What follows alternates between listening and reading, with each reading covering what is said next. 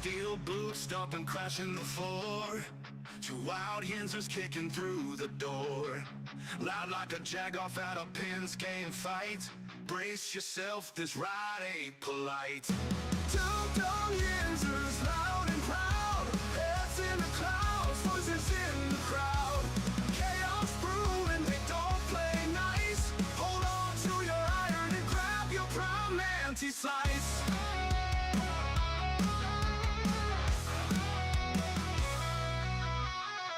Tales from the burb with a hint of mayhem.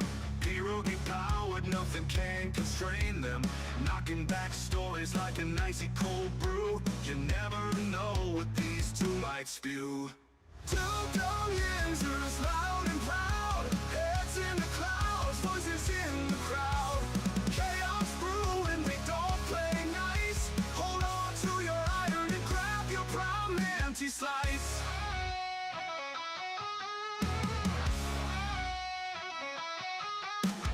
Tales from the bug with a hint of mayhem. Pierogi powered, nothing can constrain them. Knocking back stories like an icy cold brew. You never know what these two might spew. Two Dum Yinzers, loud and proud. Heads in the clouds, voices in the crowd. Chaos brewing, they don't play nice. Hold on to your iron and grab your prime anti-slice. Rivers collide where the laughs always flow. Black and gold thunder everywhere they go. The madcap kings breaking every mold. With two Dum Yinzers, the stories don't get old. Two Dum Yinzers, loud and proud. Heads in the clouds, voices in the crowd. Chaos brewing, they don't play nice. Hold on to your iron and grab your prime anti-slice.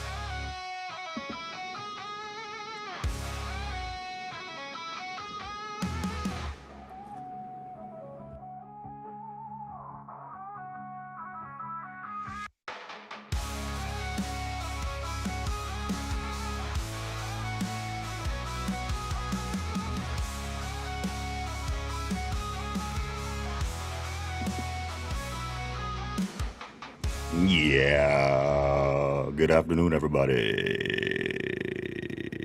Welcome back. Welcome back to the show. This is episode 906 of the Two Dum Yinzers. I want to say to everybody, welcome back, welcome back, welcome back this afternoon, this morning, wherever you may be. Michael, how are you, brother?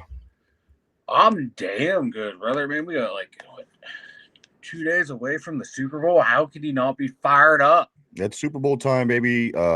Super Bowl 60, Mike, just 2 days away, 2 days in about 6 hours or so. Patriots will be kicking off against the Seahawks to see who could become champion of Super Bowl 60. But my question is this, Mike, do they still actually play the Super Bowl even if the Steelers aren't in it? Unfortunately, they do. I think that is another piece of the league's agenda against the Pittsburgh Steelers. Like, we are the NFL. You cannot write the NFL or write the history of the NFL without the Pittsburgh Steelers. So therefore, we should be in the Super Bowl every goddamn year. I'm going to definitely pull my post up. You know, the post that I put, a lot of people put up every year where it's Ice Cube with his arms out, like, what's up? And he has a Steeler jersey on that says me walking into a Super Bowl party. I got to pull that out. It is that time of year. Good morning, good afternoon, good everything, everybody. This is Super Bowl Friday, just 2 days away from Super Bowl Sunday. Getting into a lot of Super Bowl things today. Of course, we have our Steelers, and Mike, we're going to do some prop bets and exotic bets for the Super Bowl today. A lot of things going on, Super Bowl related. Let me say good morning, good afternoon to the board. Good afternoon, board. Sommer, my man, great seeing you as always. Hope things are going well for you. We got snow still coming down here. I just wish it would stop already. And you know what I thought about it, Mike? Here we are in February. The winter months are December, January, and February. So once this one's done, I mean, it's still cold in March and it's still wintry, but at least we'll have the three main winter months out of the way once we could kick February out of the way. And being that's the shortest month, maybe that will go fast for us. And again, it's just me wishful thinking. I'm sure we'll get a blizzard in March, but every day closer to getting the snow and the ice and the cold behind me at this point. I'm ready for. Some years I'm okay with it. Some years I'm just over it. This year I'm over it. Yeah, this year I'm over it as well. I like the colder months, but this one, right, I don't know what it is, man. Like, even when I felt better when it was like -10 the other day. Now it's like 14 degrees here and I'm freezing my ass off. Like I don't like this. My body is like over the cold. Usually I get better as the winter goes on. Like I'm getting worse as the winter goes on. I'm getting too old for this nonsense. Yeah, it's again 3 inches. I think we're supposed to get today. About 14 degrees here in Western PA. You gotta love it. And when it's football season, I do love it. When teams got to have to come here from Florida and California and Texas, I dig it. But man, once that's all over with, and then you have to deal with the scraping, the shoveling, the slipping, the falling, the coughing, the wheezing, everything that comes with it. Not a big fan of. But I do want to say welcome, everybody. Welcome back to the Two Dum Yinzers. Again, this is episode 906. Glad to see everybody back today. Let me jump back on the board on the terrible beard. Miss Pittsburgh, she says, good afternoon. Here, everyone. Here we go. That's right. That's it. You know what? That's the theme. That'll be the theme. It is a here we go weekend, Mike. Since our team isn't in it, we're still going to celebrate our Steelers even on Super Bowl weekend. Miss Pittsburgh says, let's go. And she says, good afternoon. She says, here we go, Steeler Nation. How you doing to Tortilla? My man Tortilla Jackson, all the way out in Sacramento, California. Always great seeing the great Tortilla. And he follows that up with someone's going to streak across the field in the Super Bowl. I don't know when, but it's going to happen. You know what? I hope it does. And I hope they show it. They cut away a lot. I hate when they cut it away. I'd like to see the guy streaking. That's just as fun to watch sometime when you're looking at at an entertainment value. I like to see the guy streaking across the field. Come on. And you tell us it's happening. So why keep it a big secret? Why say, oh, there's somebody on the field. He's an idiot. Let's turn the camera. I want to see it. What's it going to hurt? It's not going to encourage me to take all my clothes off and run in front of 60,000 people. It's just not. What's the problem? Let us watch. Yeah, and I want to see him getting taken down by security or players. I do something too. like that. Yeah, I want to see all that shit. Show it. I want to see I want to see everything. Yes, everything. Let's see. Tortilla. Mark Malone. Mark Malone says this crap. It's supposed to be 60 here today. Jeez, oh man, 60. I don't like you anymore. That sucks. 60 would be terrible, or 60 would be amazing. Yeah. Compared to this, I mean, come on, this is terrible.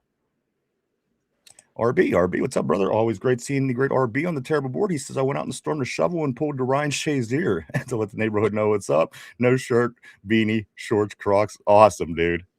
And RB's like 6'9". This guy, he's as tall as hell. So he's probably a sight out there in his shorts and Crocs. Good afternoon. Welcome back to the show, RB. Always great to have you, sir.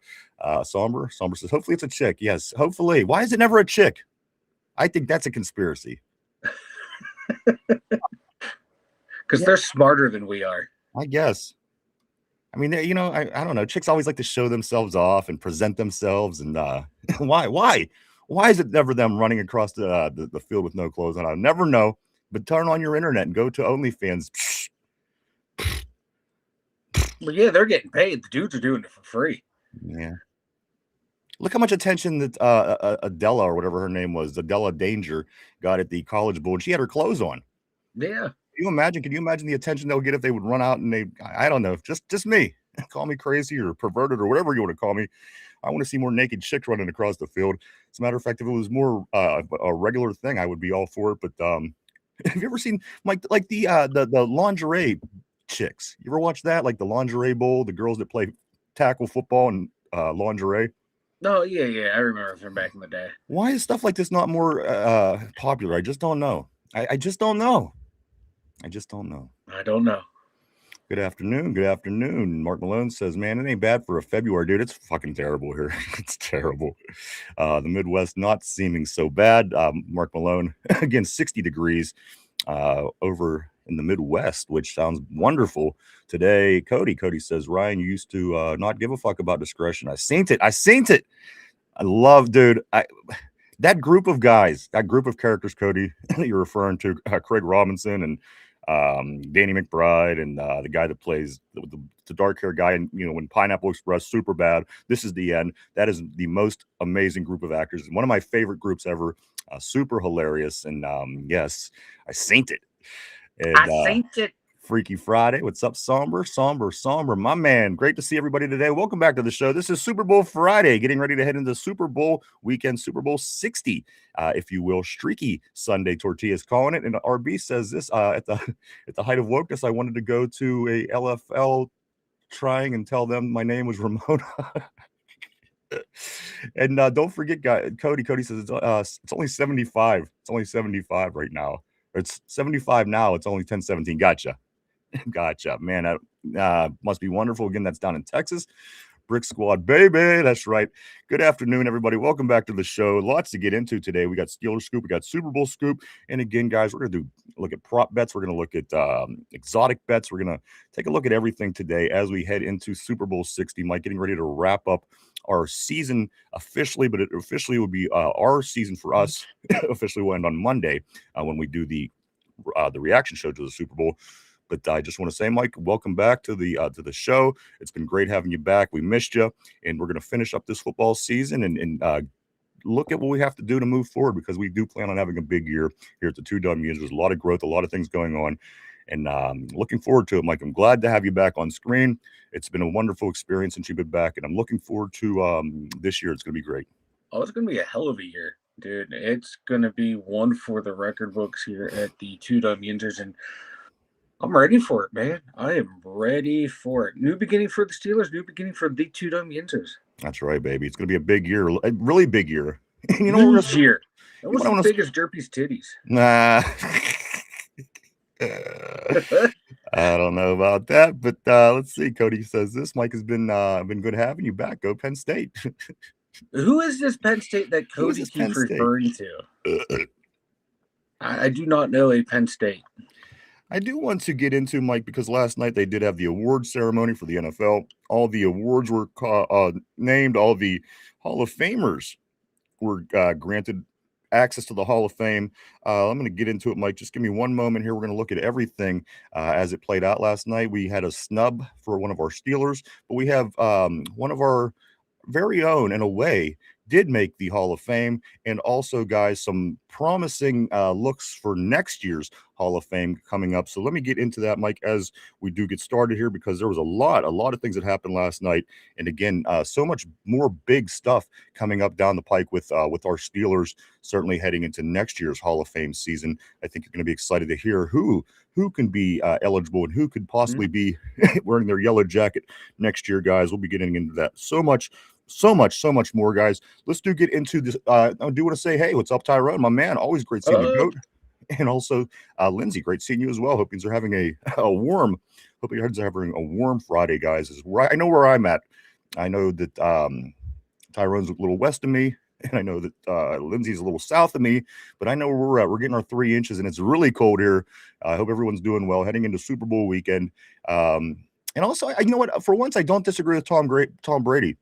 I really believe, Mike, that Monday should be some kind of a holiday, some kind of something to where, you know, everybody's up all night, everybody's watching the game, eating a lot, having fun, hanging out with friends, drinking beer. Wouldn't it be nice to just make that a day that, you know what, no work on Monday after the Super Bowl? Tom Brady's actually lobbying for this, and you know what, so am I. I've said this for years. I wish they would do this. Yeah, it has to be something. My God, the amount of Americans that watch the Super Bowl, we got to do something here, and they gotta move the dates around to where it lines up with, like, what, President's Day is usually what, like, they gotta move President's Day is what they gotta do. Yeah, move President's Day too. Like, every year, President's Day should have to follow the Super Bowl, no matter what. Yes, year to year. Come on, we gotta prioritize what's important, right? Yeah, like move the president's birthdays around to suit us.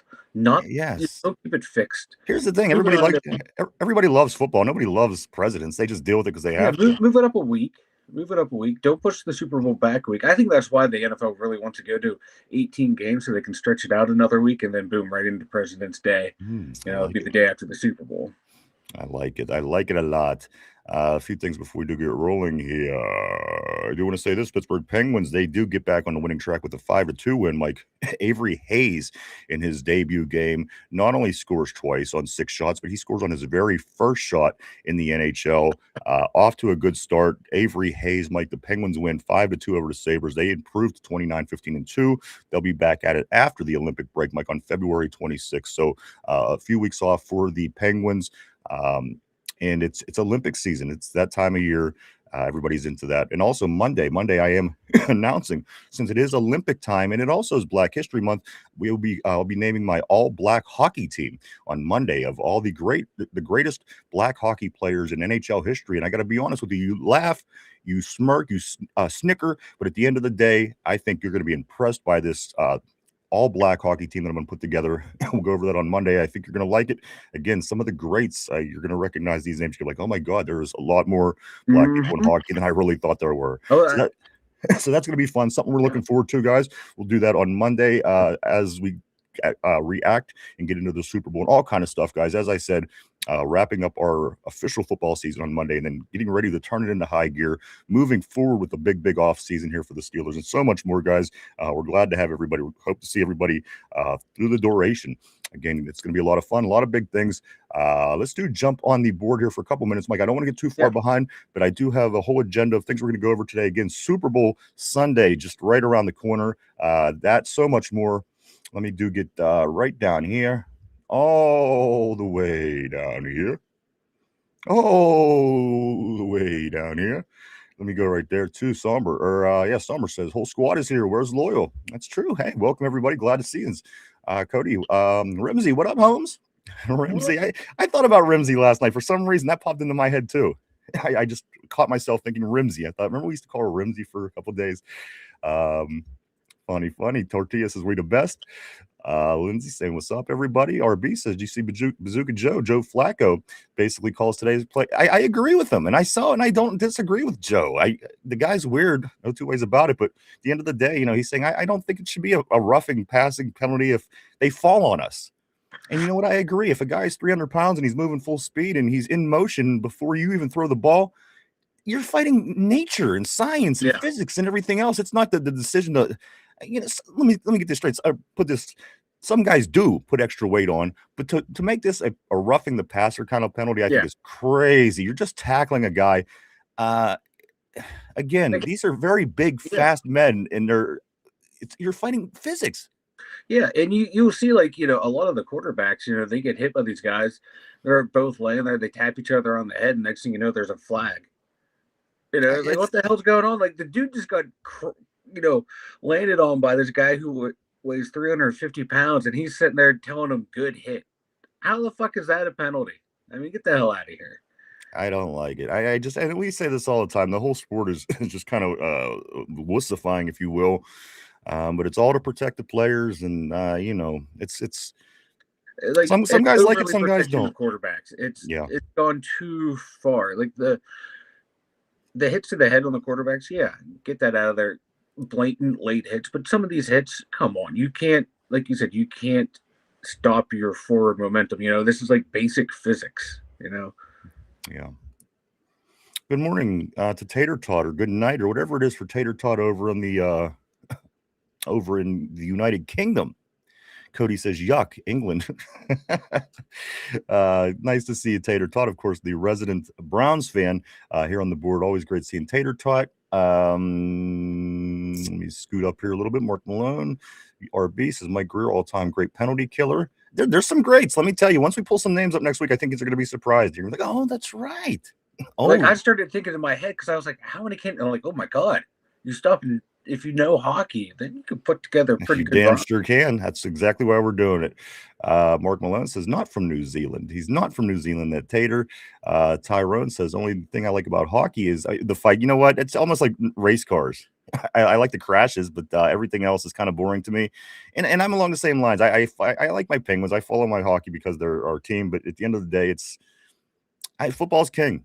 Football is king, and Penguins and Pirates are always going to be second tier to me. But if they're winning and they're in the playoffs, they're going to be at the top of my list. So, it just is what it is, I guess. Tater and Lindsay exchanging pleasantries. M Sparks, what's up, dude? He says, was good. Yins, Pittsburgh Steelers for life. Always, baby. How you doing, sir? Always great seeing M Sparks heading into Super Bowl weekend.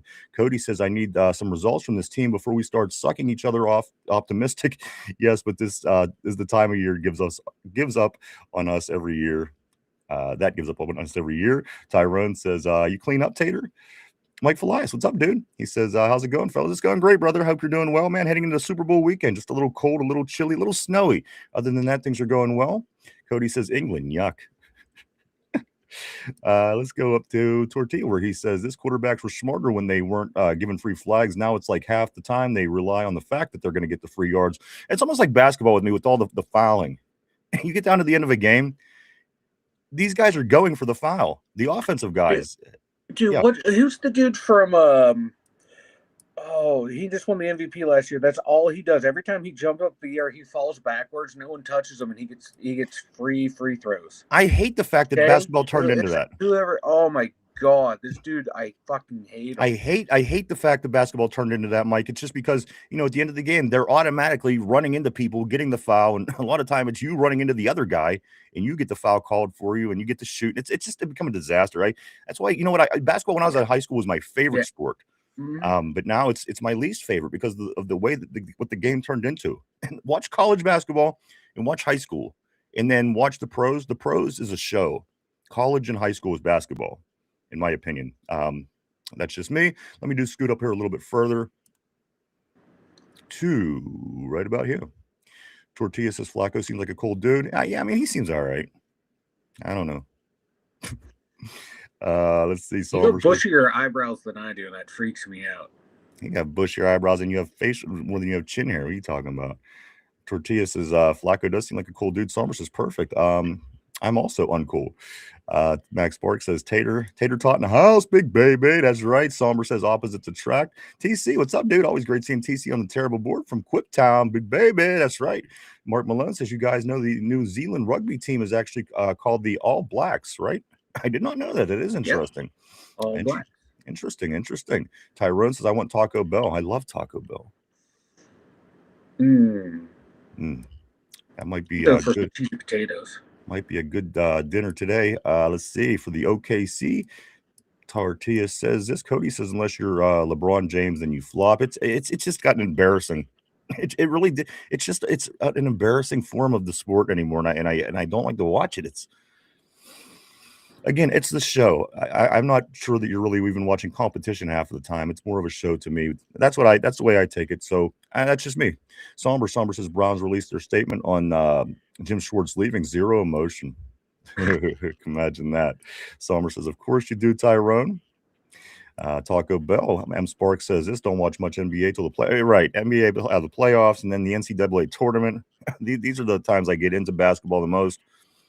Cody says, I seen LeBron fall over the bench, then run down the court and trip over his teammate and stop his feet for a foul. RB says this, 2000s, zeros, Black Make Ultimate Goon Team, Brashear, Worrell, Jean Luc, Grand Pierre. Man, you're killing it here, dude. Hanson Carter could throw down. And even, what's the guy that we just, Ryan Reeves. Revo, yeah. Man, he's a fighter, man. He could really kick some ass.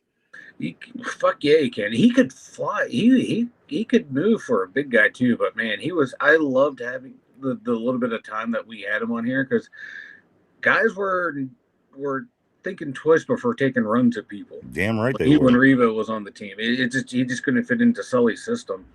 But my God, he was a beast. And in case you are just tuning in, just to make it just to put it in context for you, on Monday, since it is Olympics this month, and it also is Black History Month. So on Monday, I'll be revealing my all-black hockey team, guys. I'm going to put the greatest team of all black NHL players on one team, and we're going to put it out on Monday. Take a look at that. Mike, I'm very impressed with the list of guys that I do have, and I'm super excited about this, and that will be on Monday. So let's continue through getting ready for the Super Bowl as this week does continue to move on. M. Spark says, Mark Madness is shiznit. Absolutely, dude. Love the March Madness. Corey, what's up, dude? He says, hey, I hate being laid in. Been doing some research. My mind is melting from these. I was thinking of you too, Corey. I thought to myself, man, you got to be going crazy with these Epstein files with your show and the conspiracies and everything. I literally did. I thought about a few years since yesterday, and you certainly popped up because there's so much out there that you could be doing and talking about right now. So I understand that you probably will be very busy moving forward, guys. But speaking of moving forward, let's get into it. This is apparently Geno Smith is actually in the Epstein file. Are you serious? Is that really? I mean, the fact that it's kind of out of nowhere, out of left field, maybe it is. But let's get into this award ceremony, guys. Last night was the NFL award ceremony. We had awards. We had Hall of Famers inducted into the Hall of Fame, and so much more. It all started out, Mike, and somebody that was a favorite from the top of the game, top of the hour, the top of the show, if you will, was Matthew Stafford. He does win the MVP, Mike. Matthew Stafford. Any surprises on that? I thought it could have went between him or May. Either of those two would have been fine. I thought they both played well. So, but well deserved for Matt Stafford after most of his career wasted away in Detroit, man. But him and Megatron, man, when those two were together, I'm surprised he didn't win any MVPs at that time. But my God, he was going up against guys who were taking teams to playoffs and stuff, and he was stuck on the shitty line. So good for Matt Stafford. And yeah, I thought him or May would have been well deserving. Coach of the year, Mike Vrabel. I very much agree with this. And again, you took a team from what it was to basically a Super Bowl contender overnight. Could there have been other people? Yes, but you know what? He's in the Super Bowl, and you got to seriously consider it, Mike. I am perfectly fine. As much as I hate New England, I am perfectly fine with former Pittsburgh Steelers linebacker being named Coach of the Year, Mike Vrabel. Yeah, I think they had the best turnaround. He had a good foundation going in there too, so that helped. But you can't deny from looking from last year to this year, there's quite a turnaround. So I really can't complain with that. I'm trying to think off the top of my head who could have been an outside contender. There's not many I can think of. All right, let's move on. Mike, the offensive player of the year was Jackson Smith-Njigba. You know what? I thought to myself, what? Jackson Smith-Njigba, offensive player of the year? And then I went and watched his highlights. Good Lord. He is something. I listen, I knew he was being productive. I knew that they had a good thing going on over in Seattle. But you know what? After watching his highlights, Jackson Smith-Njigba is the offensive player of the year, Mike, and I'm all for it. So am I. I think I started really paying more attention to him around probably like week 7 and 8, and he might be he's in the conversation with Jamar Chase and Jett as the best receiver in the league. And then you throw Nakua in there. I think those are the 4 best receivers in the league. And what JSN was doing the latter half of the year, this kid is amazing. And my God, these Ohio State receivers, man, Brian Hartline should just be in the NFL Hall of Fame. Just how many great receivers he's brought from Ohio State to the pros. It's insane. All right, let's get to the one nobody wants to talk about, but we're going to just because Tater Tot, you can leave now. This is the only reason Tater Tot's here. This is for the grown-ups, Tater Tot. You could go to the kids' table now, if you will. Guys, the defensive player of the year, of course, Myles Garrett. Myles Garrett again. You got to give it to the guy. I don't care what team he's on. He plays like a beast. I watch him every time we play him. Every time I see the Browns playing, and he doesn't. He never really fails to amaze you when he plays. The guy has an amazing energy, more energy than anybody else on that defensive line and offensive line. Mike, one more time, Myles Garrett is the defensive player of the year. Finally, he has something more than TJ Watt. All right, there you go. But no, well deserved. He was a dominant force on the defensive side of the ball this year, well deserved. And it wasn't just because he had the most sacks this year that he got it. Like the first time they got it was that pity party award for him. Yeah, this one it was well deserved by him. He was a beast from beginning to end. And again, I'm not a fan of the Browns or even the Patriots, but you know what? When the awards are given, I could give credit where credit is due. Mike Vrabel and Myles Garrett could. I'm happy for them, guys. Good job. Let's scoot along here a little bit, Mike. The AP Comeback Player of the Year, Christian McCaffrey. I'm going to just kind of scoot through some of these to get through the list a little bit here. Offensive Player of the Year, McMillan, the wide receiver from Carolina, was the Offensive Rookie of the Year. The defensive rookie of the year was Carson Slevinger, for the linebacker from Cleveland, which I couldn't agree with more. That guy is a beast for a rookie. From what I see, no wonder the Cleveland Browns defense was as good as it was. Oh, yeah. They had some nice players, and it makes you wonder after Jim Schwartz leaves, is that going to change, or is the fact that they have Graham and Schlesinger and Garrett and all these guys, is it going to continue to be one of those top type defenses that they were able to be? I think so. Why wouldn't you? I mean, you got all the pieces in place. If somebody could come in and do something relatively similar, I think you could have success with that defense. You would hope, if you're a Browns fan, then whoever comes in will continue on that success. But as a Steeler fan, I hope it doesn't happen.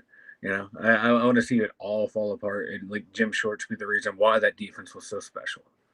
Next is Mike, the protector of the year. The protector of the year was Jim Tooney, the guard from the Chicago Bears. He is it's your offensive lineman award. Also, Mike, the Pepsi NFL Rookie of the Year. This is the Pepsi NFL Rookie of the Year. We had the offenses and the defensive. Those are both AP. This is the Pepsi NFL Rookie of the Year, Mike. No one other than Tyler Shuck. You said to me, we don't want this guy. He's a bum. He can't do this. He ain't any good. Why would we want him? Tyler Shuck. And I was like, Mike, but what about Tyler Shuck? No, you yelled. No, you said no. Now here is Tyler Shuck, Mike. He is, of course, the Pepsi NFL Rookie of the Year. 10 touchdowns, 5 interceptions. Moving on. Walter Payton Man of the Year. Of course, one-time Cam Hayward won this award, Mike. This year, another player that I would have loved to have, but I was told that he was too old about 4 or 5 years ago, and it wasn't by you. It was other people on the show. Mike, this player, Walter Payton Man of the Year, Bobby Wagner, linebacker for the Redskins, the Commanders. I'm sorry. He is the Man of the Year. He will have that patch on his jersey for the rest of his career. And you know what? I've always liked Bobby Wagner, Mike. Congrats to him as well. Tackling machine. And yeah, well done for him. Salute to Service Award. Salute to Service Award also went to Christian McCaffrey. FedEx Air and Ground Players of the Year. This is the, let me see how this is. It has Drake May from New England, Christian McCaffrey, the running back, and Najigba, the wide receiver. So it was the quarterback, the running back, and the wide receiver is what that award is. The Deacon Jones sack leader, of course, Mike, would be Myles Garrett. No surprises on that one. The Jim Brown rushing yards leader goes to James Cook, the running back for Buffalo, who had they put up 250 yards against us in our home stadium. That game alone, Mike might have won this award. I don't know what his numbers are. I don't know what the finals were, but I do know he had enough in that game that could have possibly put him over the edge to win this award. You know what? We'll just use that as a narrative because that's what we do as Steeler fans. Anything positive for someone else had to come at our expense. That's right. Damn straight, baby. The Art Rooney Award goes to Bubba Baker, Mike, the safety from the Arizona Cardinals. Let's look at a few more of these. They have like flag football players of the year. I don't think anybody cares about this. The high school football player of the award, which again I respect, but I'm just, again, nobody knows who you are, and it's really no sense of talking about these names. But let's go to this here, Mike. The next gen stats moment of the year. The next gen stats moment of the year was Chicago Bears overtime touchdown and win over the Green Bay Packers. If you remember that, that is apparently the play of the year, the moment of the year in the NFL. And also we're going to talk about these people, because these people are getting themselves some gold jackets. As of last night, Pitt adds another player to their Hall of Fame list that moves them up even further. I think they were number 3 overall. Yep. Behind Notre Dame and USC maybe. And as Larry Fitzgerald does get inducted, and we're waiting for an Aaron Donald here in another year or two, and that's going to take us up even more, our Pitt Panthers guys. But let's talk about all these guys that got into the Hall of Fame and are going to be heading to Canton. Very excited for all these guys as well. Start off with Drew Brees, totally deserved. There was no doubt in my mind that Drew Brees was a first-time Hall of Famer, or first ballot Hall of Famer, Mike, as his numbers certainly exceed basically everybody. I would have liked to seen him win a couple more Super Bowls, maybe another championship in his day. Yeah. But at the end of the day, you know what? Everything he's done, his numbers as a quarterback alone stand head and shoulders above most other quarterbacks of all time, with the exception of 1 or 2. No surprise, no argument, no debate, no nothing. Drew Brees, Hall of Famer, Mike. Yeah, that's a slam dunk. If he's not a first ballot Hall of Famer, what the hell are we doing here? Might be the most accurate passer we have ever seen. If this dude was like 6'2", 6'3", people would be ranting and raving about him as the greatest quarterback of all time. Let me move on, Mike. Of course, Larry Fitzgerald, right here from Pitt, had a great career at Pitt. Went on to play in Arizona with the Cardinals. Gave us a hell of a game back in Super Bowl 43. What was it, 17 years ago? The Larry Fitzgerald, guys, one of the best wide receivers in the history of the game, is on his way to Canton. One of the few Pitt players I actually like. Dude was so much fun to watch in college. How can you not? So much fun to watch him in the pros. A consummate pro. More tackles than drops in his career, which I think is a made-up stat. And you know what else? You never heard anything bad about Larry Fitzgerald. The anti-diva wide receiver. I agree. Let's move on. This kicker, Mike, a lot of kickers don't make it into the Hall of Fame. However, every once in a while there's an exception, and there's some guys that just do, and there's some guys that just belong there. And this name that I'm about to say next, Mike, he certainly belongs there. He was a big part of Super Bowl winning teams. He went to another team and became a big part of their team as well. Like Adam Vinatieri, of course, the longtime kicker for New England and Indianapolis. Adam Vinatieri, again, if you're going to name some kickers that belong in the Hall of Fame, you got that one right with Adam Vinatieri. Yeah, New England doesn't win 3 Super Bowls without him. No. Yeah, I think their dynasty is nothing without him. And I'm on the record, I think there should be more kickers and punters in the NFL. Like, we sit here and I was like, oh, kickers and punters, but yet we bitch about them the most when they mess up. And I think there should be more special teamers in the Hall of Fame because they're the best at their position. Why would you not recognize them as amongst the best to ever play the game? Just because it's a position you don't like, I think is stupid. No, Mike, you're right, because again, they're part of the team. There's 53 guys to win a Super Bowl. And the thing is, if you don't have your punter and kicker, you ain't going to no Super Bowl. You know what I mean? It's just, it is what it is. And at the end of the day, they're just as important, if not more than some of the positions on the field. Every position is equally important in its own way. The linebacker, Mike, Luke Kuechly, he makes it to the Hall of Fame. He was always a tackling machine, no matter when you turned on your TV, if it was in the Super Bowl, if it was week to week, you know Kuechly was going to be getting tackles, and he made his way to the Hall of Fame. Like, for me personally, I think he is a Hall of Famer, but I think I could have been okay for going another year or two. Me too. But there you go. Luke Kuechly is in the Hall of Fame, Mike.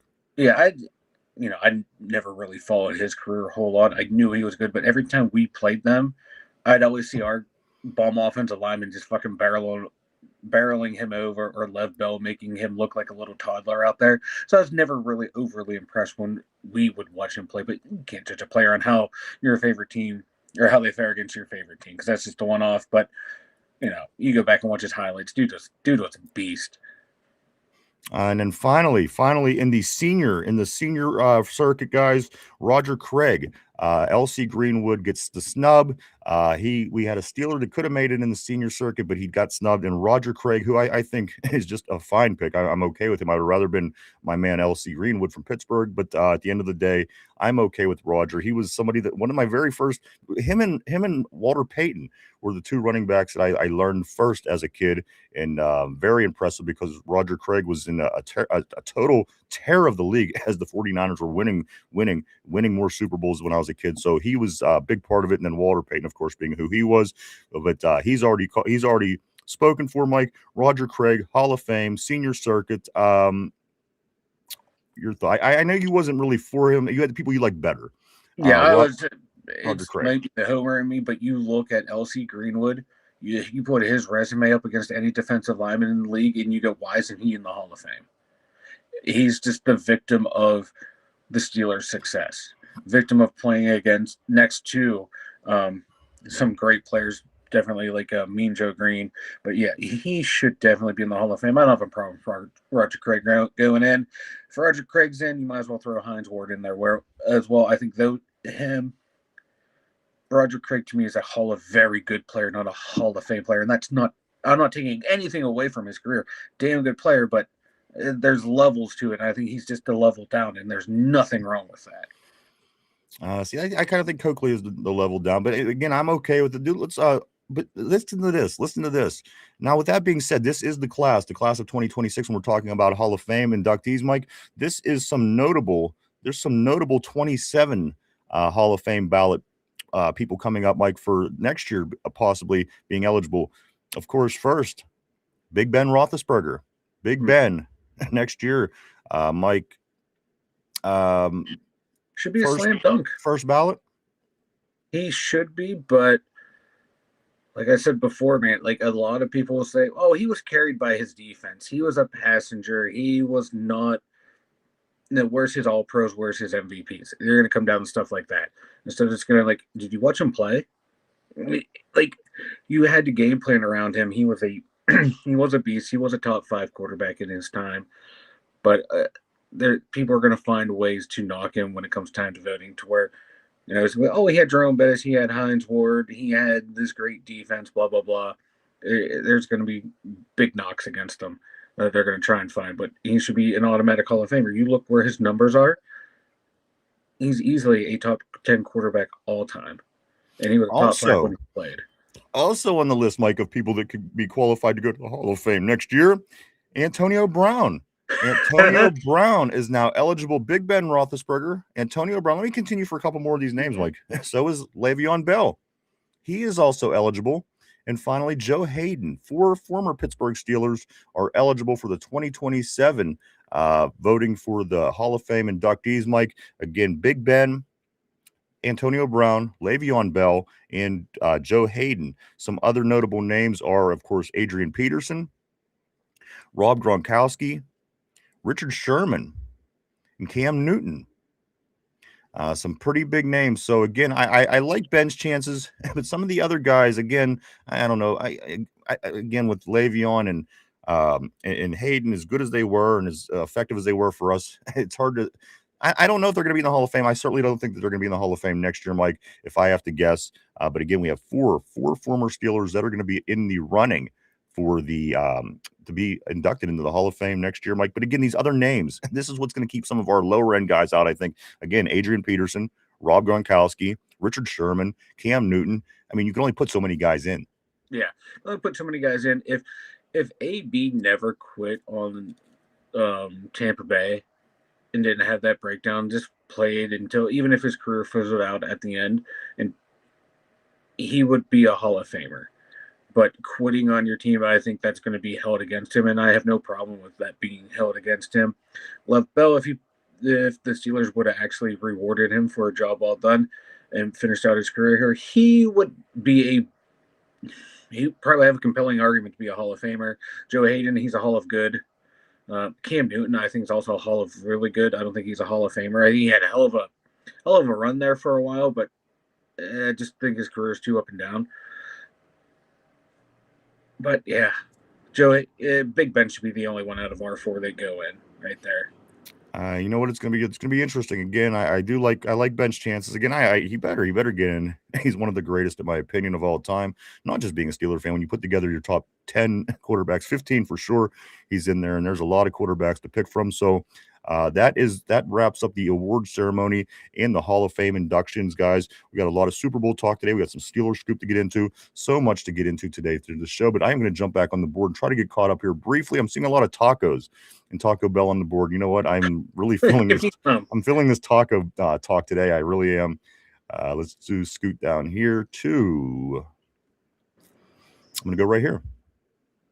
Somber says Miles' speech was so weird. LOL, guys, a tool. Let's see. Tyrone says TJ was snubbed 2023. I don't care. RB says, Corey, did you see Epstein's gaming profile were active as 2020? Pinging from Kyiv, Israel, and 2 days ago suddenly went private. I saw that. There's a lot of things that I'm seeing. It's very, very interesting, guys. And all these people that were calling me a crazy conspiracy theorist forever. Yeah.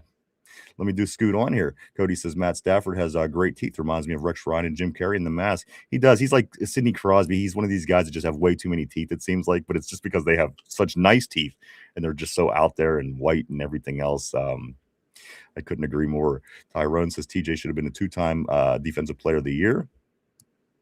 Tyrone, let's see. Lindsay, he said yes, he should. Tortilla, yeah, Epstein was playing Fortnite. I don't think he's dead. I don't think he's dead. I just don't. He's not dead. I don't care what anybody says. But let me scoot on. Somber says, we know the NFL hates us.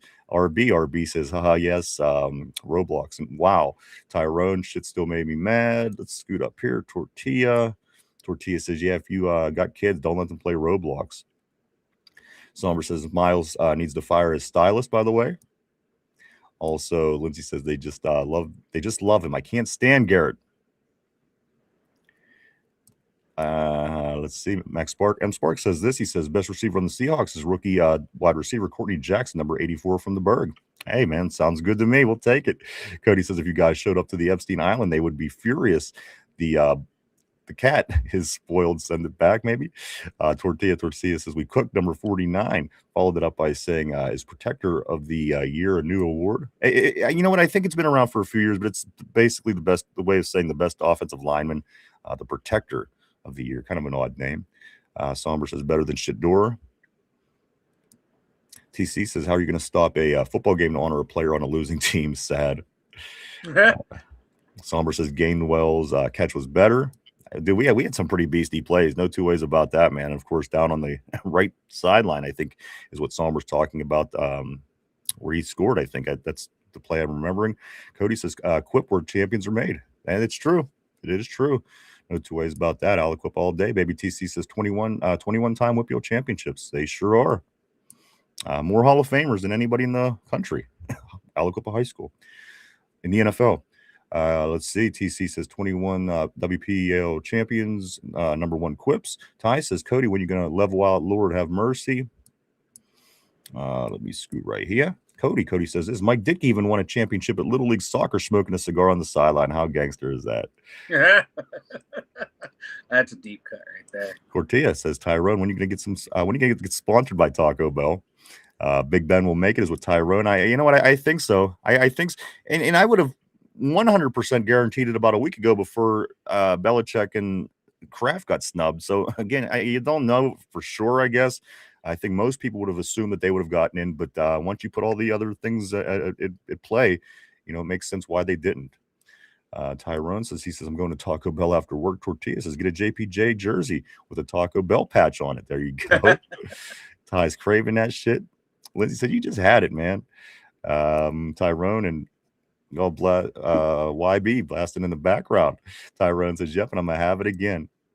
Let's see. Cody says, LeBron playing on the Taco Bell TV. Man, you really get me into some mood for some Taco Bell, man. So cheesy gordita crunches. This episode is not brought to you by Taco Bell, by the way. Dipping it in some cheese, some side of nacho cheese. You're making a fat kid hungry.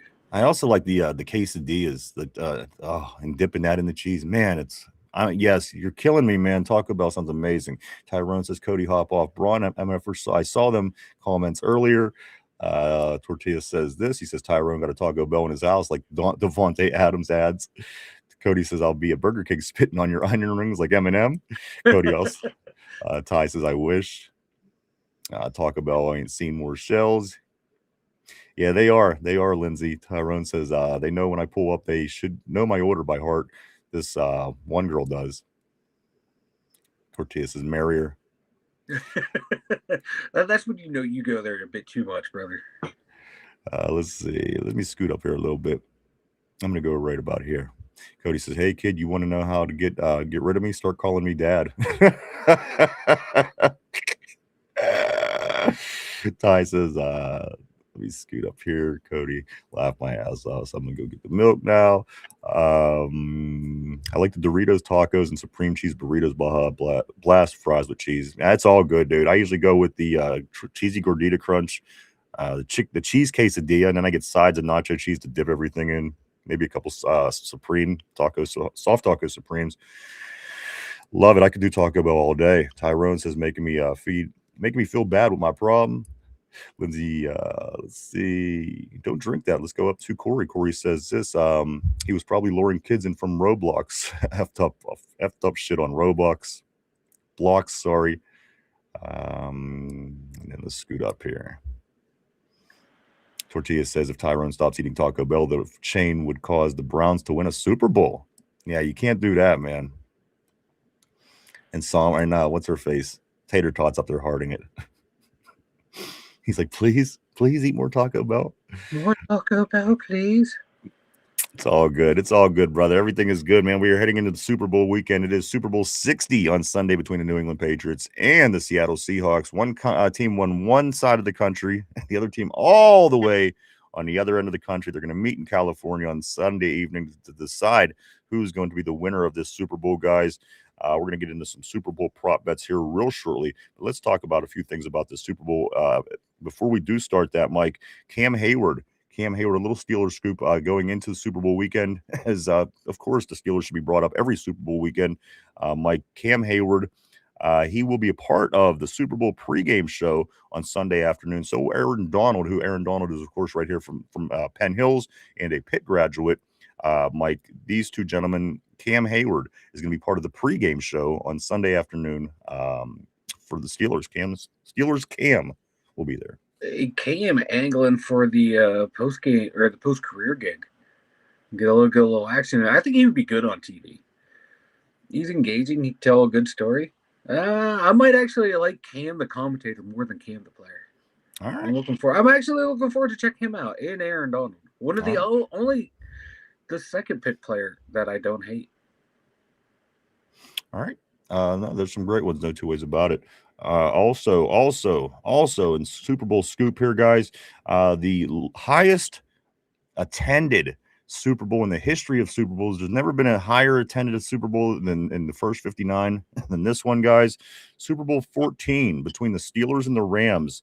103,985 people attended Super Bowl 14 to watch the Steelers beat the Rams for their fourth Super Bowl of the 70s, Mike, capping off the 70s dynasty. 103,985 people. That's almost WrestleMania numbers right there, brother.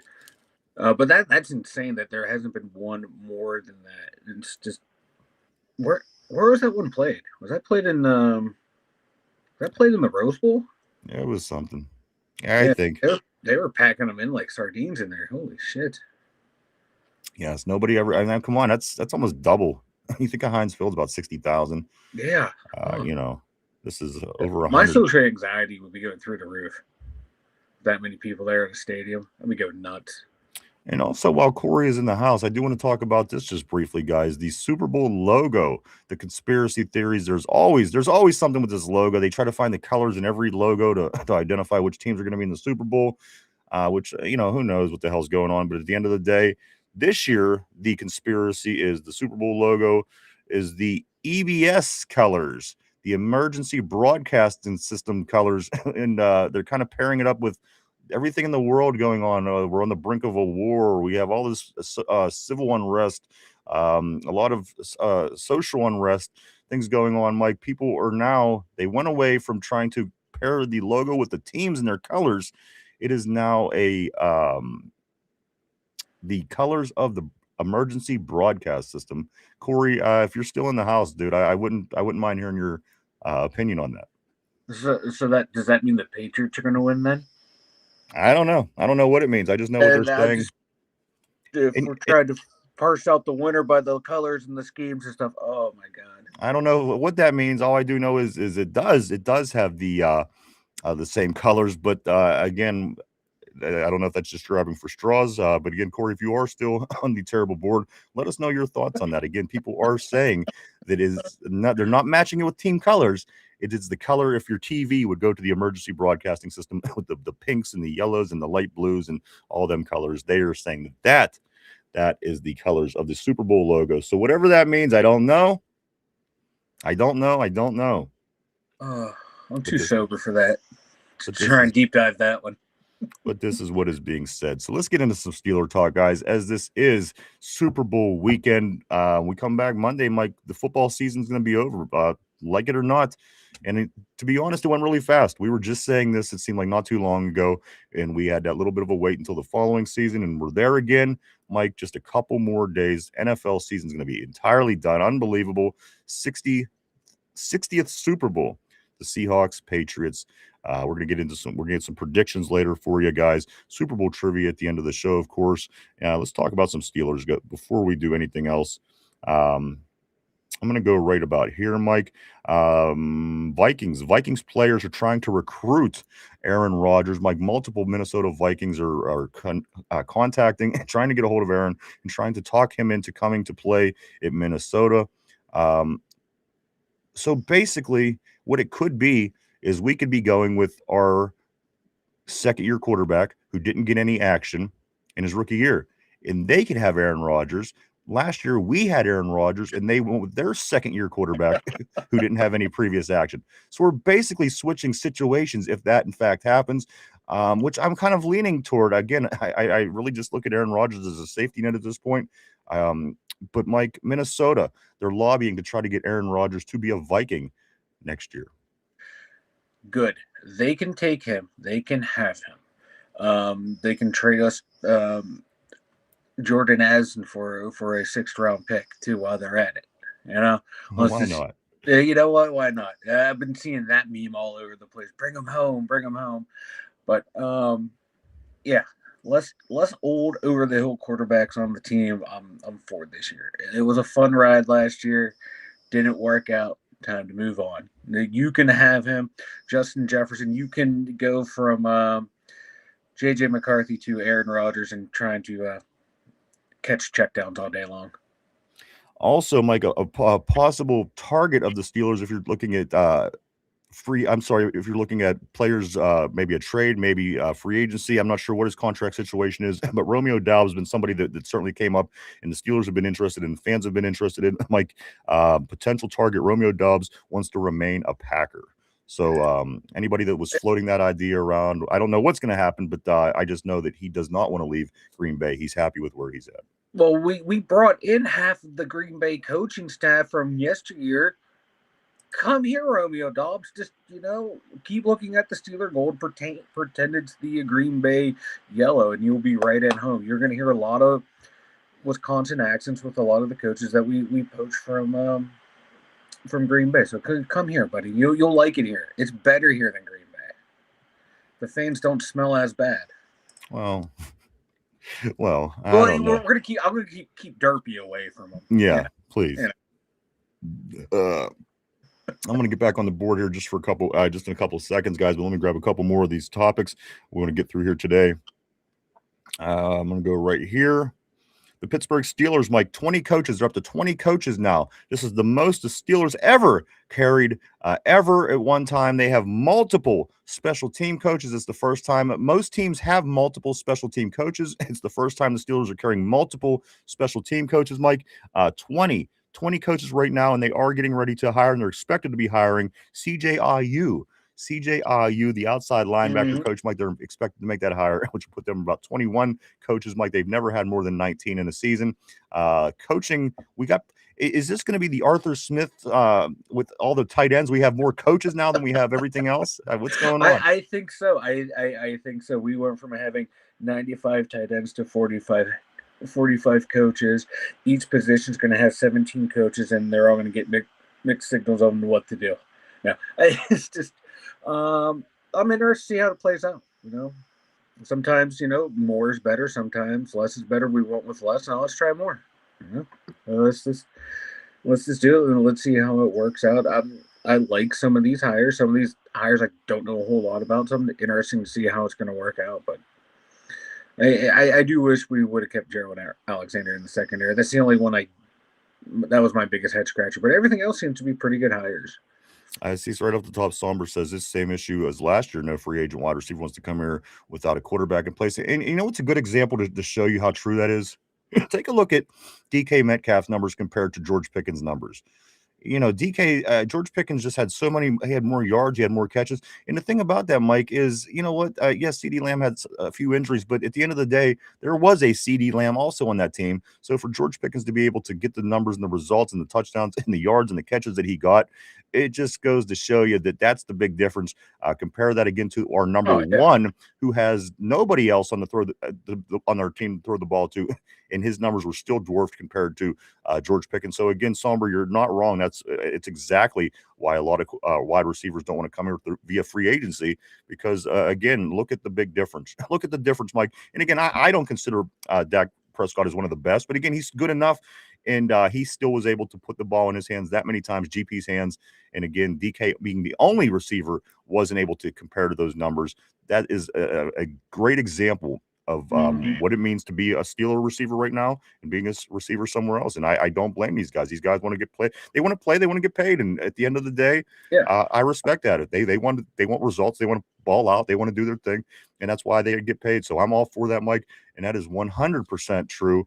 Again, what goes on with the receivers on this team, I'm not sure, but I think the draft is going to play a big part, Mike, in with this maybe the long-term receivers problem or situation that we do have, I think that's going to answer some questions once we get to the end of April. Yeah, I think so too. We're going to have to get our receivers in the draft. We're not going to get any real big high end receivers. Even like Dak threw for like 4,500 yards, Aaron threw for 3,300 yards, 1,200-yard difference right there. That ball was getting spread around a lot down there in Dallas, where in Pittsburgh a lot of the yards were to running backs. Yeah. So in Dallas, a lot of it was going to, Pickens and CD Lamb. So here, not knowing the quarterback, not knowing the offense, I think our best bet is to go out and land a couple wide receivers in the draft.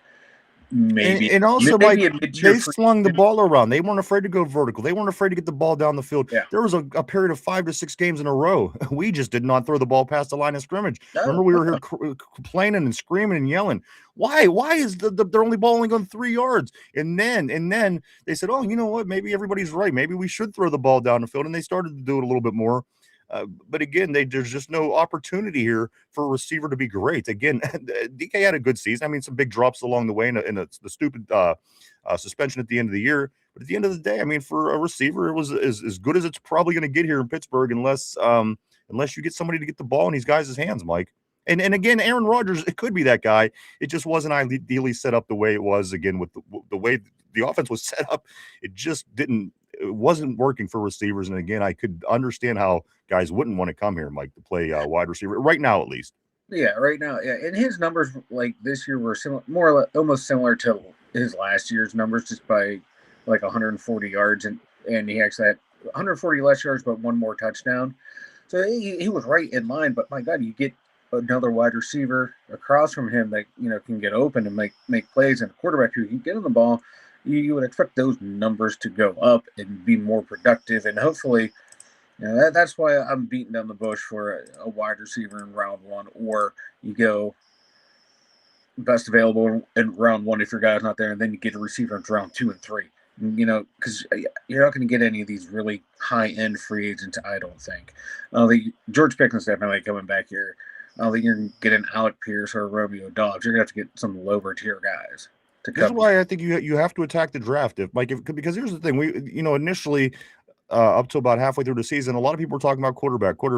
We got to go get our guy, got to get our franchise guy. And now I think it's turned that there's a plethora of things we do need. But again, you might want to handle this wide receiver problem now, because again, there isn't a situation, a position that you're in deeper bullshit and deeper shit with, because again, we don't have the guys to even fill the positions for one, and the guys that we do have are certainly 3s and 4s the whole way down the list. Like nobody even fits into the number 2, and again, nobody can even step up and be the number 1 if in fact DK Metcalf isn't available, as was the situation at the end of the season. So again, I think personally, in my opinion, Mike, they're going to attack the draft, get some wide receivers to solve this long-term wide receiver problem. That's maybe get one really early and get one somewhere in the middle that they like, and really get these guys in. Or also maybe under the new system, under the new coach and coaching staff, Mike, maybe Roman Wilson might get a little bit more involved as well. Yeah. So again, he's there. He's going to be a slot guy. So maybe work on your outside guys, a solid number 2 that can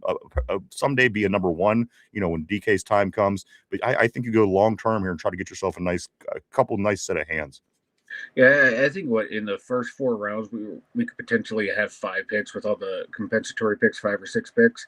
You got to at least get 2 wide receivers in the first four rounds. The amount of picks that you have, unless you trade up to get a really good player somewhere, then I'd understand not getting the quantity of receivers that early. But you definitely have to land at least one in the first 3 rounds. You have to, hopefully one in the first or second round.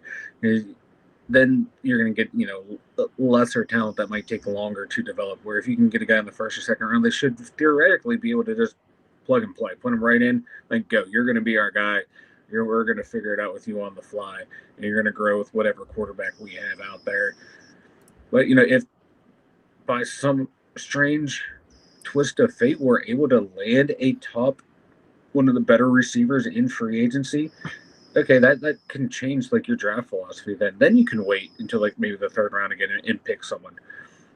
But they definitely have to figure it out, because if you're not getting free agency, one of your top 2 picks better be a wide receiver. Otherwise, we're in the same fucking boat we have been in the past couple of years. Exactly. And I don't know if I can take that. They can't, Mike. They can't swing and miss on the wide receiver again. They can't. Yeah, you that's started what, it. You started it with the year with Brandon Ayuk and had him waited that process out and kind of thought, you know what, we're going to get him. He's going to come here, and then it went on and it went on and it went on, and he never came here.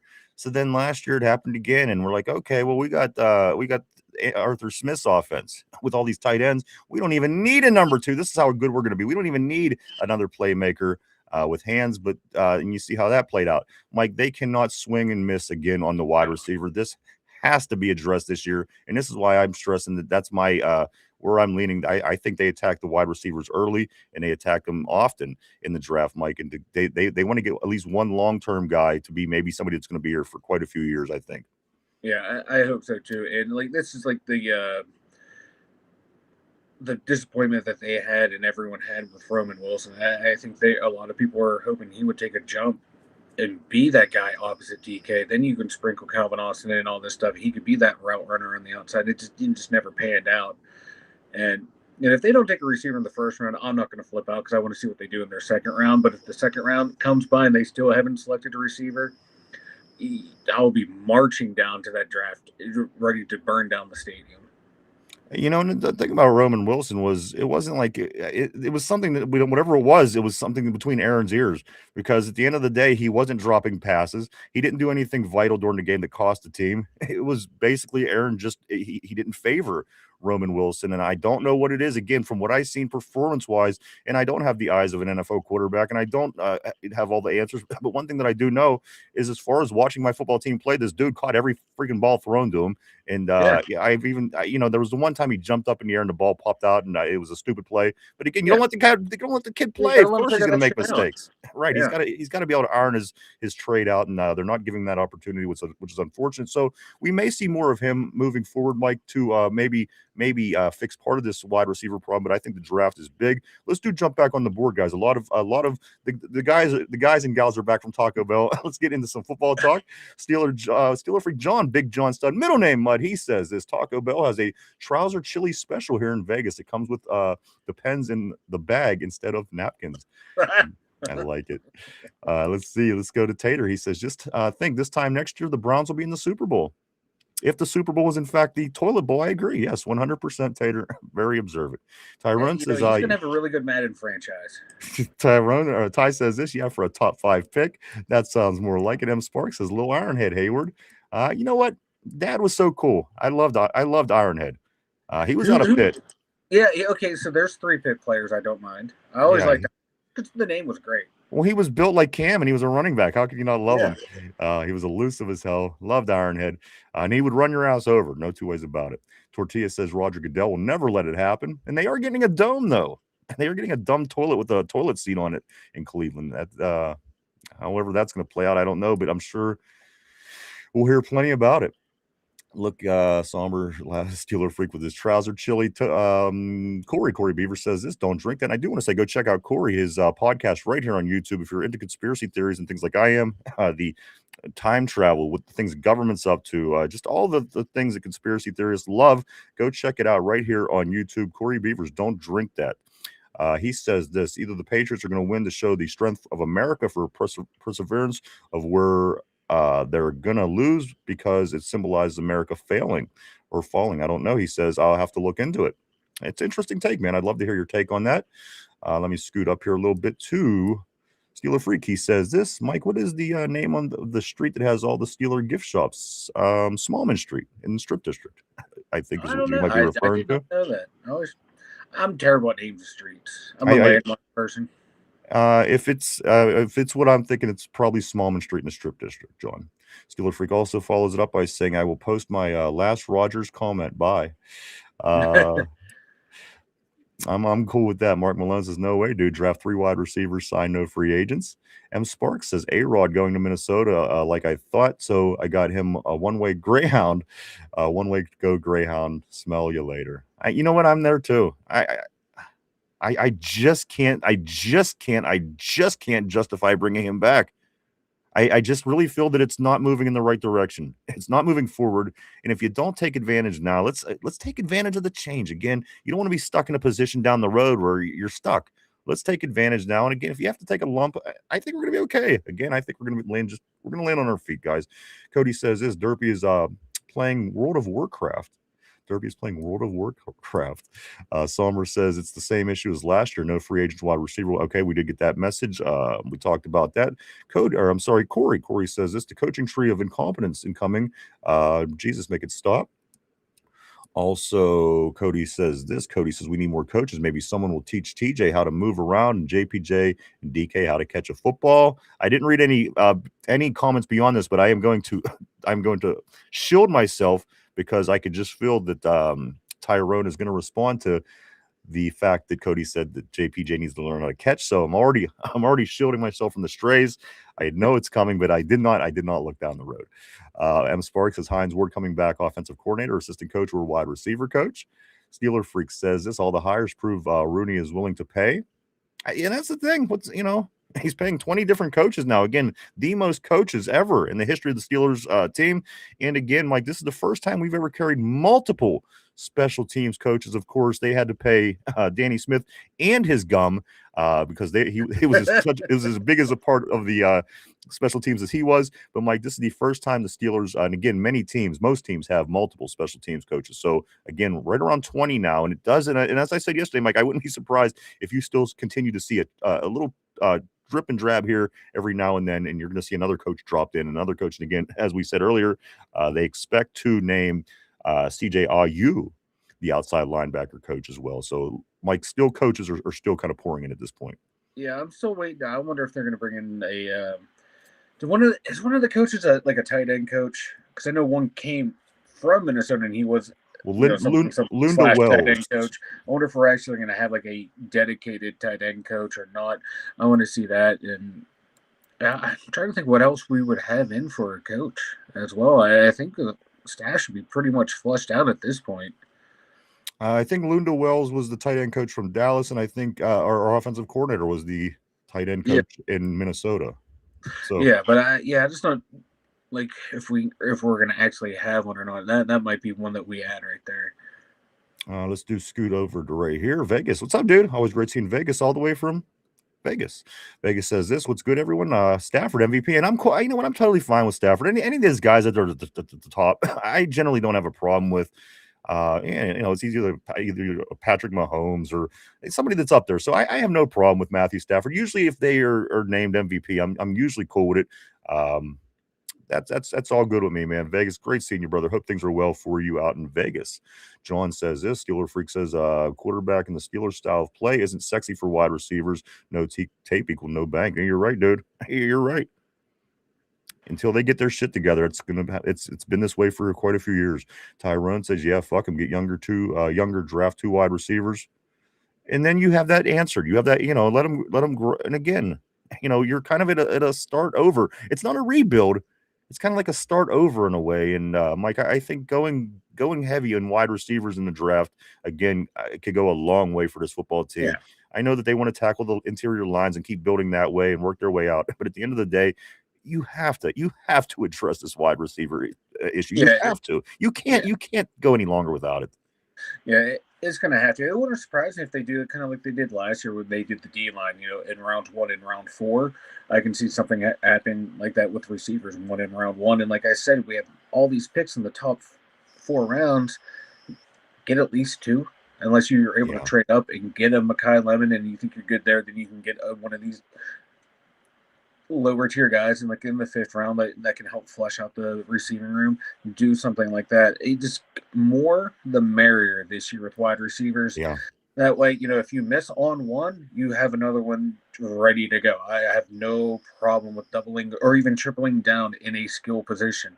All right. They are at a premium. So if your first round pick takes a year to develop and that second round or third round pick plays a little better rookie year, that's even better because then they leapfrog the next year and they both progress where you projecting to, blah blah blah. You're set up for success down the line. So wide receivers early and often. Yeah, no, I think so too. Again, if you're sitting there and watching the draft and you're in the third round and we still haven't grabbed a wide receiver, Yeah, just start to pull your hair out on the spot yeah. because it's not good. It, We it has to have be to. the first or second round. Absolutely. You have to. I'm not going to freak out in the first round, kind of like how Derpy did last year.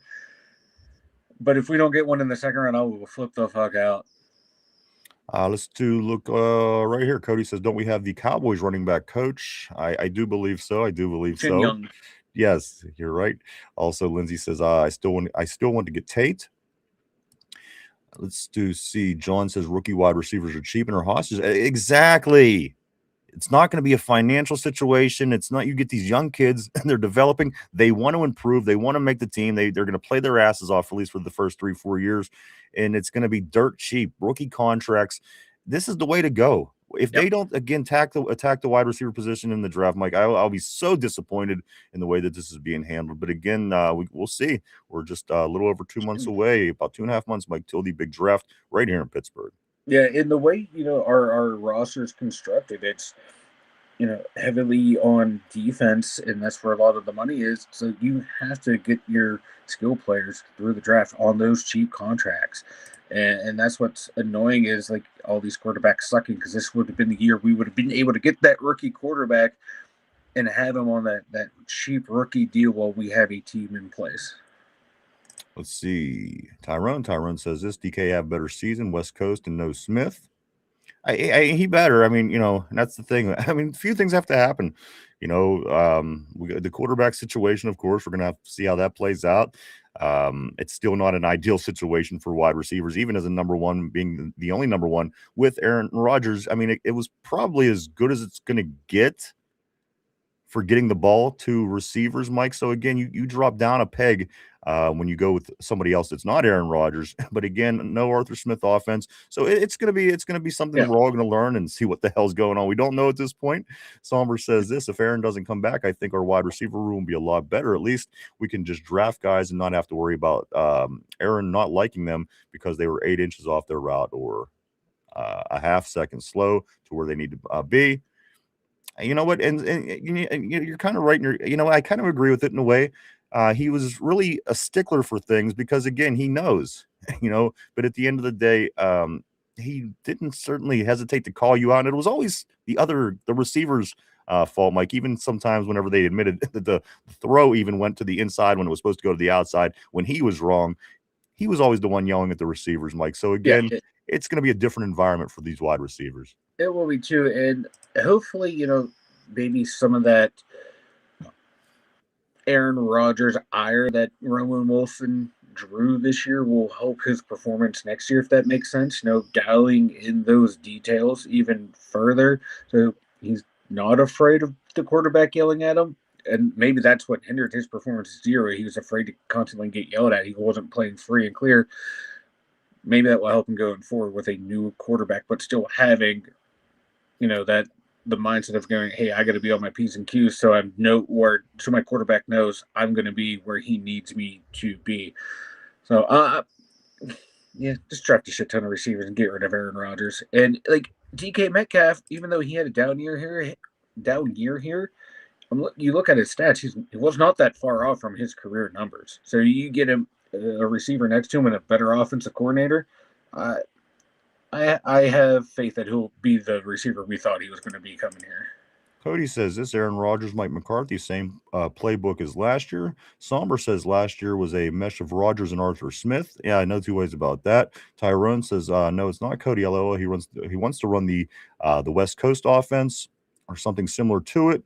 Go right here. Cody says, didn't he teach Rodgers? Laugh my ass off. Tyrone says, oh, that's true. Tyrone says, where'd it go? Here it is. Tyrone says he did change his throwing motion up here to Somber. He says it was an outside zone spread mix last year. McCarthy is just spread. Mark Malone, he says, hell, Tomlin wouldn't even use a number one wide receiver. I think is what he's saying. Tyrone says, dude, if they don't at least draft one, I'm going to lose my shit and smack Omar bold ass head. Keep that bald head comments alone right there. Mark Malone says, didn't need two last year. Also, Mark Malone says, get that Peruvian marching powder. The Peruvian marching powder. Tyrone says, exactly. Plus Muth, Washington, too scary. Yeah, no, for sure. With the spread, Steeler Freak John says, Tallman runs a prevent offense. Tyrone also says, this Tomlin's offense last few years have been really sad to watch. It was so hard. And it was just, you're just watching and you're like, this is not even an NFL offense. What are they doing?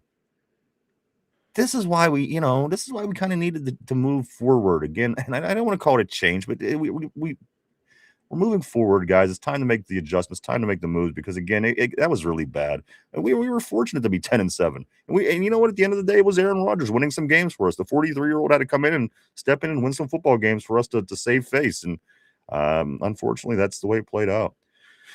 Cody says this. Oh yeah, I forgot. Tallman runs the offense. Tyrone says Cody needs to learn how to catch. Somber says still need the tight end coach. Sombrosa says looking like we're getting a CFB coach. Tyrone says, man, Mike McCarthy went all out with these coaches. Yeah, you ain't kidding.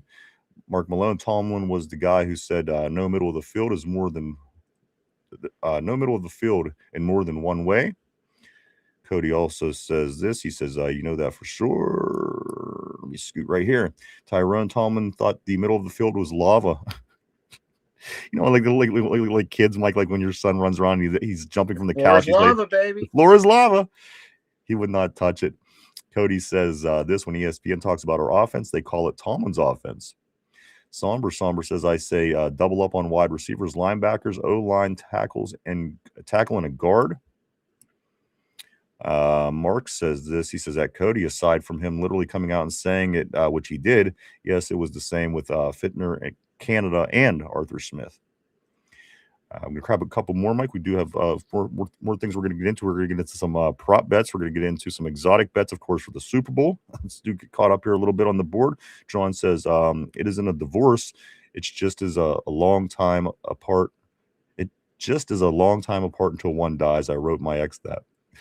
Mark Malone says this. He says ESPN loves nothing more than sucking Tomlin's schlong. Also, who is this? Cody says this. No, this isn't where we are. There we go, right here. Tyrone, damn, Mark, we had some sorry-ass OC. RB, we got a pile of free agent money. I can see a situation where we bring in a free agent. Mike, we do have some good money situation, don't we? Yeah, they have, let's see here. I have it up here real quick. I think we have like $40 million since the cap expanded is what I'm seeing. $44 million.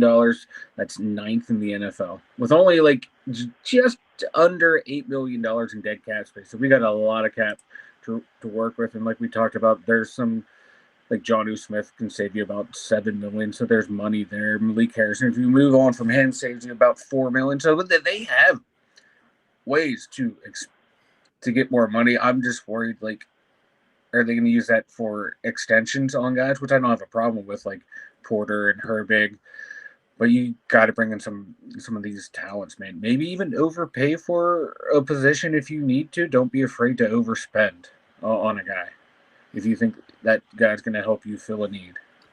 RB says a lot of money. RB says cutting Queen, Hayward, and Jonnu Smith adds $35 million more in the cap. Cody says this. I have a hard time believing a coach say, "Nah, can't run that play. No middle of the field. The crazy of the field. The crazy. The offense would look at you like a crazy." That's what I'm saying too. It makes you wonder what the hell's going on all these years, because again, you've seen the offense last year, and again, it was very unprofessional in my opinion. And again, if that was what Arthur Smith's offense is, I certainly wasn't impressed by any means. So again, let's move forward. Let's get things fixed here. Steeler Freak says, I'm thinking of one of the new Musk robots coming out this month for quarterback. F it. You know what? They'll be rolling them out. The NFL players will be without jobs before you know it if these robots keep continuing to get rolled out. Mark Malone says, yeah, but Smith had a history of using the middle of the field until under Tomlin's thumb at Tyrone. It was what the whole damn thing was built around, in fact. Somber says Dobbs doesn't want to leave Cleveland or Green Bay. That is true. He does not want to leave Green Bay. He made that known. Also, Tyrone says, I'm cool with one, but I want to draft one this year. Wide receiver. And that's what I'm saying, too. It's just too deep of a wide receiver class not to kind of attack it. Mike, this is kind of the situation that we it's good for us. It's a deep class of wide receivers. We need wide receivers. We have to make some things happen. We have extra money. There's no reason that we shouldn't be able to make to fix quite a few things, quite a few problems that the Steelers have, Mike, moving forward this year and heading into next season. Oh yeah, there's a ton of wide receivers, and if you don't get at least 2 out of the top 15, I'm going to be a little annoyed. But there's talent there. Shit, man, trade back into the first round, get 2 wide receivers in the first round. Do something crazy and outside the box. Somber says we need to draft 2 regardless. Mark Malone says that Cody, go back and watch the interview where he talks about avoiding it. Somber says even if we sign 1. Tyrone says facts, Mark, love Tomlin, but glad he stepped down. Or trade for 1 is what Somber's saying. Cody, he says, I'm not standing up for Tomlin in any way, but I think it was the idiots that he brought in that pulled that stuff. RB says, I've also heard rumbling of TJ Watt in a 4 to Chicago for more in a 2, and that's highway robbery for us just to get off the effing contract, let's alone get a solid number 2 and a second. Tyrone says, Somber, we are not signing a wide receiver. LOL, it's Omar. A couple more, Mike. We're going to get into a couple of things we do have here. Mark Malone. Cody, you didn't see that interview, I guess? No more. He's a bum. Tyrone is saying. Also, Omar Khan is trash is what Cody is saying. John says Roman Wilson should be giving a stress card he could put down when someone tells at him and hurts his feelings. Oh, it slipped on me. That will fix that. Tyrone says we traded for DK. Somber said and then signed him. Tyrone said then traded GP, which was crazy. Remember for a whole 5 minutes last year, we were so excited about this receiving core. DK, GP, this is going to be amazing. It doesn't even matter who we have at quarterback. It's going to happen. And you've seen how that played out. Tyrone says then they gave him top 5 money and he barely played top 20. Somber, Khan isn't afraid to make moves. It'll be interesting to see what he's like without Tomlin in the building. Steeler Freak says after every Steeler game, I would watch Stafford and the Rams. More stimulation than porn with the extreme play. Let's go right here to Vegas. If McCarthy wins a ring in his 5 years, will people say he won with Tomlin's players? Possibly. You know what? At this point, I don't care who the hell's players they are. We need to get some wins in the playoffs. You know what I mean? But who knows? Probably. Somber says, of course they will. Tyrone says, we're 9th in the cap. Tyrone depend on what to do with the roster. Tortilla, Cody, and MVS sitting in a tree. Does PA have state? Absolutely. 6%, I do think. Somber says this Ty Simpson at 21 talk is going to make me crash out. LOL, stupid motherfuckers. I swear to God. No. Tyrone says if they do that, I'm over. I'm done with Omar Khan. John says Vegas, sure people will say that. The horse isn't finished getting a beating. It will generate engagement forming for sure. Let me get up to here. Lindsay, me too, Tyrone. That would be horrible. The crash outs would be real. Let me scoot up. Vegas says DK, Roman, and Ben. Only wide receivers under contract unless I'm missing something. That sounds about right. I think so. Chef Salad, I do want to say what's up, dude. Always great to see Chef Salad back on the terrible board. Chef Salad says this. Thank you. You're the only person who agrees with me about trading back and getting 2 wide receivers in the second round. Tortilla says, I think we signed 2 wide receivers and draft 2.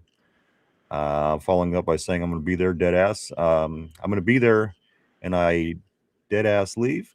Vegas says, would you be mad with them if would you be mad with it from Utah at 21?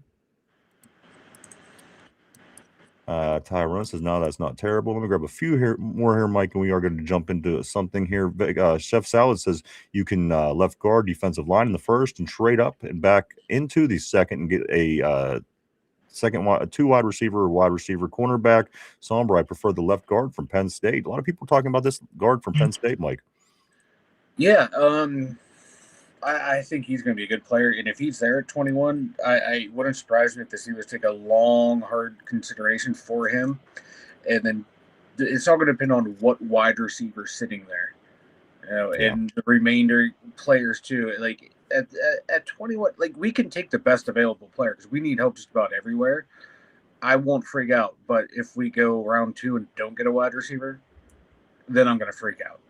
It all depends on who is available at that pick. If there's David Boston's not there, Mekhi Lemon's not there, and you're sitting at KC Concepcion, I'm going to take the guard from Penn State and then double down in receivers in 2nd and 3rd round. All right, let me grab these last few, Mike, and we're going to jump on something here. Tyrone says, yes, left guard, more of a need. Yinzer Joe, what's up, dude? He says, what's up, Yinzer? Sorry I'm late to the show. Hope everyone is good. Now you're all good, brother. Great seeing you as well, man. Hope you're ready for Super Bowl 60 this weekend. What's up, Yinzer Joe? Steeler Freak says this. John says, I knew DK and GP weren't happening. That was wishful thinking. Omar ordered GP's POD canister the minute after they signed DK. Vegas says this, they need to fix how all linemen are looked at the same when it comes to contracts. Rather GP any days, what Tyrone is saying. Somber says if Boston's there, you take him. If he's gone, you take line. And if they're both gone, you trade down for another day 2 pick. Vegas says draft 3 wide receivers in the first 5 picks and start young money with 2026. And finally, Somber says, do not take Concepcion for the love of all that is black and gold. Do not take Concepcion. Mike, just a few things here. Big Ben. Let me pull it up. Well, let me grab this one here real quick. Mike Tomlin and his fashion designer wife, of course, guys. A lot of awards were granted over the past 24 hours. This is another award that was given. Mike Tomlin and his fashion designer wife Kaya received the Patricia R. Rooney Community Impact Award. So good on them. That's what I'm saying. Tomlin was never a bad guy. At the end of the day, that's the thing. You didn't dislike the guy. He never did anything that would have made you dislike him. And again, him and his wife, Mike, they received the Patricia R. Rooney Community Impact Award. Nice. Well done. Well done. Go ahead and carry that for just a second while I pull something up, Mike. You want to talk about that for just a moment? I'm going to talk about that award now. I'm going to talk about some wide receivers here. I'll just throw out some names later in the draft. C.J. Daniels from Miami, Zachariah Branch from Georgia. Those are 2 I'm starting to look into, and like Chris Bell from Louisville. Hopefully those won't be the first receivers we take, but if we get like 2 of those guys right now, just from what I'm reading and just a little bit of highlights I've seen, I wouldn't be opposed to them, but I haven't done a deep dive in, and I haven't seen anyone do deep dives in, but just a couple of names thrown out there. I'd take a look at those guys later in the draft. If guys that are bigger into the draft than I am right now, let me know if I'm right or wrong for just taking a look at them, just reading quick recaps of them. Maybe even like Malachi Fields from Notre Dame. He was tearing it up down at the Senior Bowl. He was another name to take a look at. I think he's another bigger bodied receiver. Yeah, 6'4", pair him with DK Metcalf. Let's go and get Roman Wilson running through the slot. Drop the ball. Let me drop back to Mike Tomlin because that was kind of the way we were going. But let me. My bad. I didn't know where thank you. Well, that's why I just told you to carry that for a minute while I find something. But all right, just relax. Ben Roethlisberger said on his latest podcast that former Pittsburgh Steelers coach Mike Tomlin sometimes got a little too lenient with young players. It's like looking into a crystal ball. Why do people just not listen to me at first? Well, anyway, Big Ben says this on his podcast. He says, Coach T sometimes got a little too lenient with young players. He said early on, he cracked the whip on everybody, veterans, young guys. Then veterans started getting away with some stuff, which was probably okay, he says, then almost to the point where even young guys could get away with a lot of things. Big Ben Roethlisberger says this yesterday or on his most recent podcast.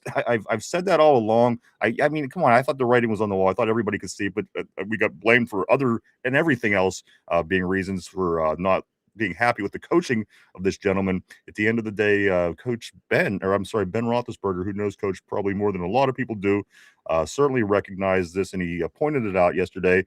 And again, he's a good dude. We've had this conversation before, and at the end of the day, some people just don't like being an asshole manager. And you know what? And sometimes the job doesn't get done. You got to be able to bark at people. You have to be able to direct your team and your players and your workers, no matter what job you're in. In my opinion, if you're making millions of dollars, you definitely have to do that. But again, Ben confirming what I thought all along. He did get a little too friendly, I think would be a nice word to put this at the end of the day.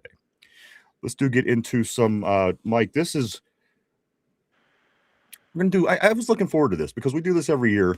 Take a moment, if you will, talk about some wide receivers. I'm going to pull up some prop bets. We're going to go over some prop bets and some exotic bets for the Super Bowl for this week, Mike. I think this could be a lot of fun.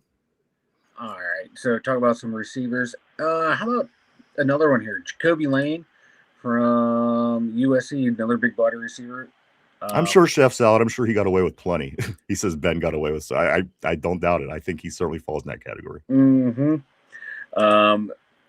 In his defense, all quarterbacks do, though. We all went to high school. Remember that kid? Oh, yeah. They got away with murder. Yeah. Quarterbacks could do anything. All right. I'm sorry. Anything. Yeah. So you still looking up? Okay, I'll take a look.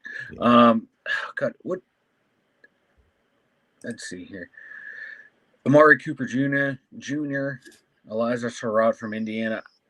Were they just a product of that system? I know Surratt is the more stiffer of the two. I think he was like the product of the offense around him. Maybe Amari Cooper Jr. in the third round, if he's there, might be a possibility depending on what receivers are there. There's just a dearth of some pretty good talent here, and just how they're going to mesh with the scheme that Mike McCarthy wants to run. But yeah, if we don't go receiver round one, get one in the second, maybe trade, like I think Chef Sal was saying, trade up into the second and get two there. That would be awesome right there to have young talent on the offense. That would be a nice change of pace instead of just drafting guys and hoping they can develop. Let's get some higher end wide receivers. It's been forever since we took a receiver in the first round, right? Last one was what? Santonio Holmes, maybe. Then the next earliest was what, round 2 with Chase Claypool, and I think maybe even Juju might have been the second. But if we can get a receiver in the first, that'll be a godsend for this offense. I fucking love to see that. All right, you ready? Let's get into this. Let me grab a couple comments here just so we don't get behind.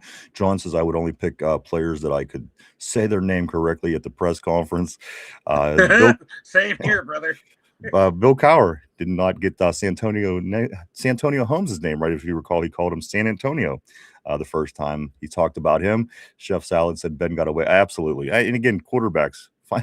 Go to any high school USA, I think, on that one. That never changes. Somber says, I wouldn't mind Jacoby Lane in the third. He's going to fall. He had a pretty bad Senior Bowl in one-on-one portion. Chef Salad says CJ Daniels is a late wide receiver also. Somber says we need wide receiver, guard, linebacker, safety, nose tackle in the first 5 picks. After that, I don't care. Let me scoot right here. He's saying we need a lot. He's saying we need a lot. Let me just scoot up to the top. All right, let's get into this, guys. We're going to look at We're going to look at some prop bets is what we're going to do for the Super Bowl this weekend, Mike. We're going to do some exotic ones. We're going to do some regular prop bets. Let's start with this one right here, guys. Do jump in. Throw your opinions up on the board if you think this is going to play out one way or the other. Mike, the first exotic prop bet for the Super Bowl is this. Will a player or coach cry during the national anthem? While the national anthem is being played, there's always a player that's standing there with tears coming down his eyes. I mean, it's a big thing. There's a lot of people, gazillion people watching, millions of people. What is there going to be a player that cries during the national anthem? Mike, it's yes. It's a negative 230, which is what people were leaning toward, and the lesser of the popular answers are plus 184 for a no. Mike, what do you think? Is there going to be a player crying during the national anthem of the Super Bowl on Sunday? Yes, there will be. All right. Is it going to be a star? Is it going to be a lineman? What's it going to be? This isn't part of the question. Normally, you like those linemen. You see them crying. All right. Like they got they're all trying to look badass. They got that little tear gun, thinking about their entire journey to there, and they get that little wipe going. It's going to be a big badass offensive lineman or defensive lineman. All right. How about this one, guys? Next prop exotic bet is this. Will Cardi B wear a Stephon Diggs jersey? It's a plus 170 on yes and a minus 250 on no. My people leaning toward not. Do you think that Cardi B will wear a Stephon Diggs jersey at the Super Bowl? I'm gonna go no. No, you're gonna go with the favorites. Go with the crowd on that one. How about this one, Mike? This is one that I remember talking about last year. What will the Gatorade color be? Will it be orange, yellow, lime green, blue, purple, red, pink, or clear. Mike, the clear-cut leader in this one is orange. That, although, is it plus 225, I'm sorry. And the yellow, lime green is at a plus 260. Blue coming in third at a plus 260. I'm sorry, I guess that would be tied. And third would be purple at 750. I'm sorry, 750. Mike, orange is the top pick. What do you think? Do you think what color Gatorade will they be pouring on the coach after this game? Damn. I see. This is where I need some degenerates in my life, because they would be scouring all the game footage to figure out what was the most common Gatorade color from both teams, and then they would have a formula to figure it out. I'm gonna go with blue. You're gonna go with blue? Both teams are blue. Blue is an underrated Gatorade flavor. It's great for a hangover, so I think it would be great for an athletic field. Chef Salad's going with the yellow, and you guys are both at a 260. So you guys are both at the plus 260. You say blue. Chef Salad is saying yellow or orange. Tortilla's saying green. So those are all good picks. Orange obviously being the most favorite. Tyrone, white falls into the water, and clear, which is a plus 700. I'm sorry, plus 1100. Who drinks clear Gatorade? Vegas is saying red. Summer says I'm drinking it right now. Cool blue. Yeah, the cool blue is what I like too. So you're saying, Mike, you're saying the blue. I'm going with blue. All right. How about this? How about any non-quarterbacks to throw a touchdown pass? Ooh. You think it's going to happen? A non-quarterback, Randall L. from the 50-yard line, hitting Hines Ward at the 5 as he gallops into the end zone 20 years ago. Are you going to see something similar? Are you going to see maybe a Philly special? I think that maybe just something oh, man. I have a feeling New England's going to try that. It seems like a Mike Vrabel type of thing he would do. God damn it. I'm going to go with yes. All right. And then it's being noted here that it says Cooper Kupp is posting images of himself throwing passes at practice. Ooh. Interesting. All right. How about this? Either Drake May or Sam Darnold to have a perfect passer rating of 158.3.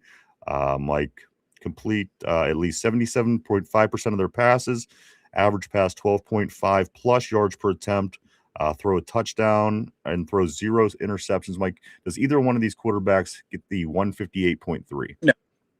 No. No, not with the way definitely not with the way Seattle's defense can play, and New England's defense is opportunistic, so I don't see that happening. All right. Let's see. Somber says neither of them. Let's go to this one. Total numbers of songs in the Bad Bunny's performance, Mike. 11 and a half. Is it over or under? 11 and a half in the Bad Bunny performance at halftime. Both at minus 110. So both it's 50-50. Yeah. 11 and a half songs, Mike. Bad Bunny, more or less at halftime? Under. Under? All right. Bad Bunny has over 560 songs in his repertoire, and you're saying he's going to go under 11. I think he's going to go under 11. It's going to be a melody, but there might be some longer versions of the songs. All right. Next one, Mike. Next prop bet. Each team to score 1 rushing touchdown and 1 passing touchdown in each half. Oh.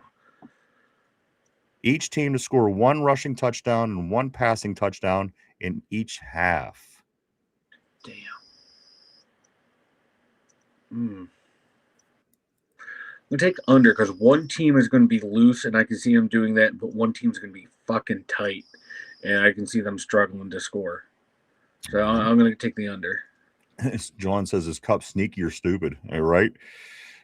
Chef Salad says 0. He will not show up because the coolers have ice in them. And then Chef is also saying under on this one as well. Guys, here's one that certainly everybody recognizes at the end of the game. Who will the MVP thank first? Will it be a religious figure? Will it be teammates, family, coach, fans, or team organization? Let me give you the numbers, Mike. A negative 230 on a religious figure, a plus 210 on teammates, a plus 1260 on family, a plus 1300 on coach, a plus 1,800 on fans, and plus 2,500. Boy, if you put money on that, would hit team organization. Mike, who will the MVP of the game thank first? Again, religious figure, teammates, family, coach, fans, team, organization. It's going to be a religious figure. Come on now.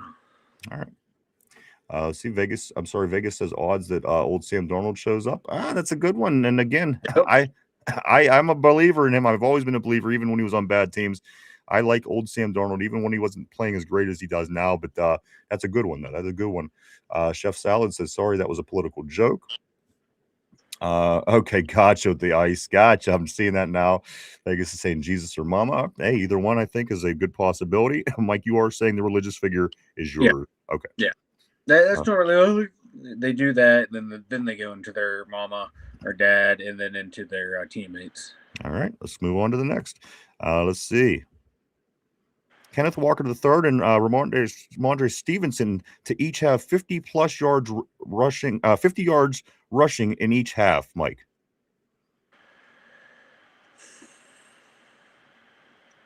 So it was what, Stevenson and who else? Kenneth Walker. I'm gonna say no. I can see Walker, but not. If I'm the Patriots, I'm running the ball with Trayvon Henderson. Stevenson fumbles too much, so that's a no. All right, here's one, Mike. Here's a pretty popular one. I think a lot of people might appreciate this one, just how the league has gone this year. Any kicks to hit the uprights? Well, any kicks hit the uprights in the Super Bowl? This has been the wide right has been very popular in the NFL. Yeah, I was about to say wide right. Whatever that's about, I don't know. But the prop bet on this, Mike, is plus 600. If any kicks hit the uprights, will it happen, Mike? Will a kick hit the uprights in the Super Bowl this Sunday? No, but I will. I'm thinking there's going to be a wide right. All right. Let's see. Chef Salad says the game winner. Steeler Freak says he will thank Tallman for not drafting him. Steeler Freak says this: I will find picking up my dog's shit during a walk home more enjoyable than sitting through a Bad Bunny halftime show. I don't even know. Listen, and it's so crazy because, again, this kind of falls into the category for me that everyone just kind of, they take a meme or something they see on social media and they kind of believe it, and that's what they run with. I don't know anything about Bad Bunny. I just know that a lot of people don't like the idea, and I know that people that are not having a problem with it, like giving the people that don't like it shit, is kind of what I'm seeing. But I don't know a single song. I have no problem with sitting there and watching just as if it was anybody else. Again, I've watched everything at this point. Some were great, some were terrible. But Mike, I got to be honest with you. I know not enough about Bad Bunny to have an opinion one way or another. I think it sounds silly. What the fuck is a Bad Bunny, and what the hell is I got to do? But again, that's just my ignorance. I don't know anything about him. But it seems that most people are kind of just running with the crowd at this point and saying, what the fuck? I don't want to watch this. Bad Bunny, Mike. I watch the Super Bowl for the Super Bowl. I don't watch it for the commercials, and I don't watch it for the halftime. So you're right. Usually at halftime, people were up and moving around or going to the bathroom or getting their food. Yeah. And but that's when I'm like analyzing the game. I'm talking to the people who are there to watch football about football and getting something to eat, taking a piss, refilling my drinks, sobering up for that 25 minutes to get ready for the second half. I don't watch it for the halftime show. For me, it's background noise, and it's more or less that the halftime stuff and the commercial stuff is to bring in people who aren't fans of football, to put eyes onto the product. So it doesn't bother me one bit, and I just laugh at everyone that cries every year about the commercials and the halftime show. Their tears bring me hydration. I got to be honest with you. I've enjoyed some and I've hated some, but again, it's never been the focal point. But I understand also people do tune in for that, as did people. Mike, there were fans that just tuned in to see Taylor Swift at the end of the day. So, who am I to say? I will find out. I will definitely learn a little bit more about this Bad Bunny on Sunday. More eyes on the NFL product. You can convert more people to it to watch it, get more money into it, and your favorite product can continue to grow and expand, and you can sit there and watch it. And also, more here's eyes on another it's thing. better, Here's right? another thing, Mike. And if the people turn the channel, which a lot of people are, the NFL is going to look at that and say they're going to look at advertising. They're going to say, "Wow, look at the money we lost out on because people turned the channel," and that might alter their decision moving forward. We don't know. Again, I don't know enough about them, but the bottom dollar is what it comes down to. The bottom line. At the end of the day, if a majority of people turn the channel, they're going to realize that it was a bad move. And if most people stay, they're going to say, you know what, it was a good move. Listen, there was some that I absolutely love. I love the Dr. Dre, Eminem, 50 Cent, Snoop Dogg quite a few years ago. I liked to plenty of rock bands. So again, it's really hit or miss with me, Mike, but again, it's always secondary. And I would say that, I caught it and I said, oh, that's really cool. I didn't go into a Super Bowl ever expecting to really enjoy watching a halftime show. They get big name people. It's what it is. It's a Super Bowl. It's never been different. Let me get into this, Mike, this prop bet here real quick. Is there going to be a special appearance during the halftime show with either J-Lo or Shakira? I see Shakira come up on the board here. Mike, J-Lo is at a minus 125, and Shakira is at a plus 340. Mike, do either one of these ladies show up at the Bad Bunny halftime show? That is the next prop bet. No, I'm going to take the under on that one. No, neither one of them? All right. A couple more guys as we watch them both show up. Kind of rounding third here, Mike. 2-point conversion. Is there going to be a 2-point conversion in this particular football game? It's at a plus 130, but you know what? 2-point conversions are pretty popular nowadays. And if I'm making this, Mike, if I gamble, I would like this. I like the 2-point attempt. The 2-point conversion attempt. It's not even a 2-point conversion. Attempt? It's just an attempt. Oh, if I was gambling, I'd throw just a little bit of money on that one because, like you said, analytics might say go for it, and these coaches like to based off of analytics now. So yeah, I can see it happening. Vegas says I became an NFL fan because of Bad Bunny. Will never be said. But maybe they won't admit it. But you got to admit, some people did turn into football last year when Taylor Swift was on television the past couple of years. Yep. Guy, it's true. It's true. Let's go to the next one here. Let's see what we have, Mike. They keep switching out on me, and the thing is, like I'm going to like different ones to try to get as many as I can. And some of them they're switching the odds. It's like, what the fuck? Shouldn't the odds all generally be similar? Let me see if I can find a couple more, Mike. And we're going to get into predictions. We're going to figure out who you think is going to win. Let me grab a couple more of these first. And we're also going to take a look at the Steelers Super Bowl history. And then, of course, the trivia of the day, guys. Do stick around as I try to pull up a couple more prop bets if I can find here along the way to do so. Anytime scorers, Mike, here we go. Anytime scorers throughout the game. Kenneth Walker, Seattle. Yes or no? Is he going to score? Yes. Jackson Smith-Njigba for Seattle. Is he going to score? Yes. Ramondre Stevenson. No. Hunter Henry. Ooh. Yes. Cooper Kupp. Will No. Cooper Kupp score? Stephon Diggs. Ooh. No. Drake May. Will Drake May? Ooh, Drake May on a rushing touchdown. How about Kashawn Booty? I'm going to go Booty, no. Drake May on a rushing touchdown, yeah. Seattle, Rashid Shaheed. No. How about Seattle's defense or special teams? Will they score? Yes. Trayvon Henderson. Will he score? No. Sombers hands Trayvon gets one. Let's see. New England's defense or special teams. Do they score? No. All right. Last couple ones here, Mike. Seattle's Elijah Arroyo. Will he score? No. And finally, Seattle's quarterback, Sam Darnold. Will he score in this football game? No rushing touchdowns for Sammy D. All right, there you go. That is the prop bets. That is the exotic bets going into Super Bowl 60 weekend, guys. Of course, the Steelers are not in this one, and yet they're still playing the game. I don't understand. It's just not fair. It doesn't make much sense to me, but it's just the way they're running things these days. They still let them play the game, even if the Steelers aren't in it. Crazy.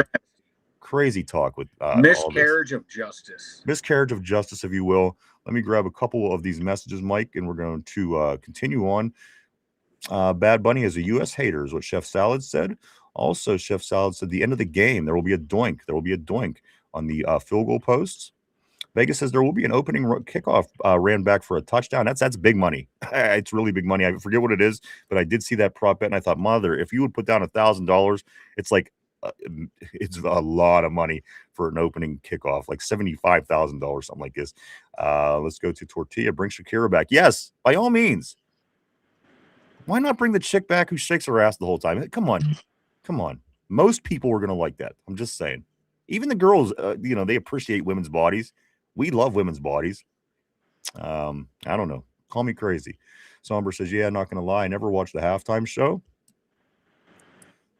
Bring back the Bud Bowl. I like the Bud Bowl. Yes. Remember the Bud Bowl? That was great. I was a kid. And they had these beer bottles playing football is the greatest thing ever. Ty says this. Walker to win MVP. MVP. All right. Cody says we're hitting rails in the restroom. Steeler Freak says this, the halftime show will go political. That is fucked up. The NFL sold out putting political with sports. I don't necessarily care for politics and sports. Chef says this, a lot of his songs are anti-USA type. I'm going to have to learn. I might have to listen to some music this weekend. I don't know. Learn some new things. Again, Bad Bunny. Bad Bunny will be the halftime show on Sunday. Somber says, unless Janet Jackson comes back, I'll watch that. Absolutely. I love, except for when it happens to Derpy, I love a good wardrobe malfunction. Janet Jackson, of course, with the exposed titty back in the day, her and Justin Timberlake. Let's see. Vegas says I became, we already got that one. John says, remember, rage sells more than sex. That's, Chef Salad says no, but a softie. Chef Salad says yes on an attempt. Oh, a safety. Got you on that one. Yes on an attempt, he's saying. John says, I knew Ryan would fuck up the Bad Bunny name. Is there ever a name that I haven't effed up? Let's be honest. John, I was talking to Ryan last night about names, and I was like, dude, you still get Justin Fields and Russell Wilson confused. And he was like, I almost had it. If they would have came back for a run this year, I would have had it down packed. I would have had it eventually. Hey. Yeah, I'm surprised he gets his own name right half the time. Steeler Freak says this. Tater has a date with Peaches. Will he score? I say under on that. I say big Peaches no. does a lot of nasty things, and I don't think she would ever stoop that low.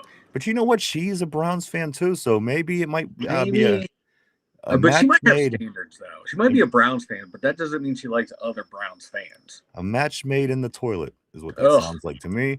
Steeler says, give me some booty, baby. Give me that booty. Right here. Cody says both teams in the Super Bowl are gay. Probably watch some 2.5 Men on Sunday. See Charlie Sheen pull some chicks. Tortilla says Seahawks will fumble the one, and everyone will say they should have thrown it. You know what? I see it going the other way. And because Finch stole my idea the other day, he took my prediction. Listen, I've been saying all along because it's a 4.5 point spread, and I said, you watch, the Seahawks are going to win 28-24 this time. Because remember the way that played out? New England won 28-24. Marshawn Lynch ran the ball the whole way down the field. They decided to throw it and got intercepted. I think it's going to be the opposite, and I think that's how this game's going to finish. I think it's going to be a 28-24. I think the 4.5 point spread is going to be major in this one, as it usually is in the Super Bowl. And again, I could see New England about to score, and maybe Seattle getting a big turnover down in the end zone, down in the red zone. I just, for some reason, the way that the NFL has been playing out since it became sports entertainment, it wouldn't surprise me. That's going to be what I'm going with, Mike, if I have to. And I will be making our predictions here shortly, but let's grab a couple more messages before we do this. Let's go to Vegas. He says Gronk, AB, Ben, Richard Sherman, AB, Adrian Peterson, of course, are up for the Hall next year. First time. There's actually a lot of great names on that list, but those are the top. Also, Cam Newton. Cam Newton's on that list as well, Vegas. Vegas says the 40 ounce came in. Chef says learn Spanish first. Also, let's scoot up here. Tortilla says, of course, he hates the U.S. His name ain't Good Bunny. ASAP Bunny, Tortilla is saying. Also, Tyrone says this, YB got offered to perform. Young Bunny got performed, and he declined that he would have been awesome. YB. Okay, gotcha. Young Buck, of course.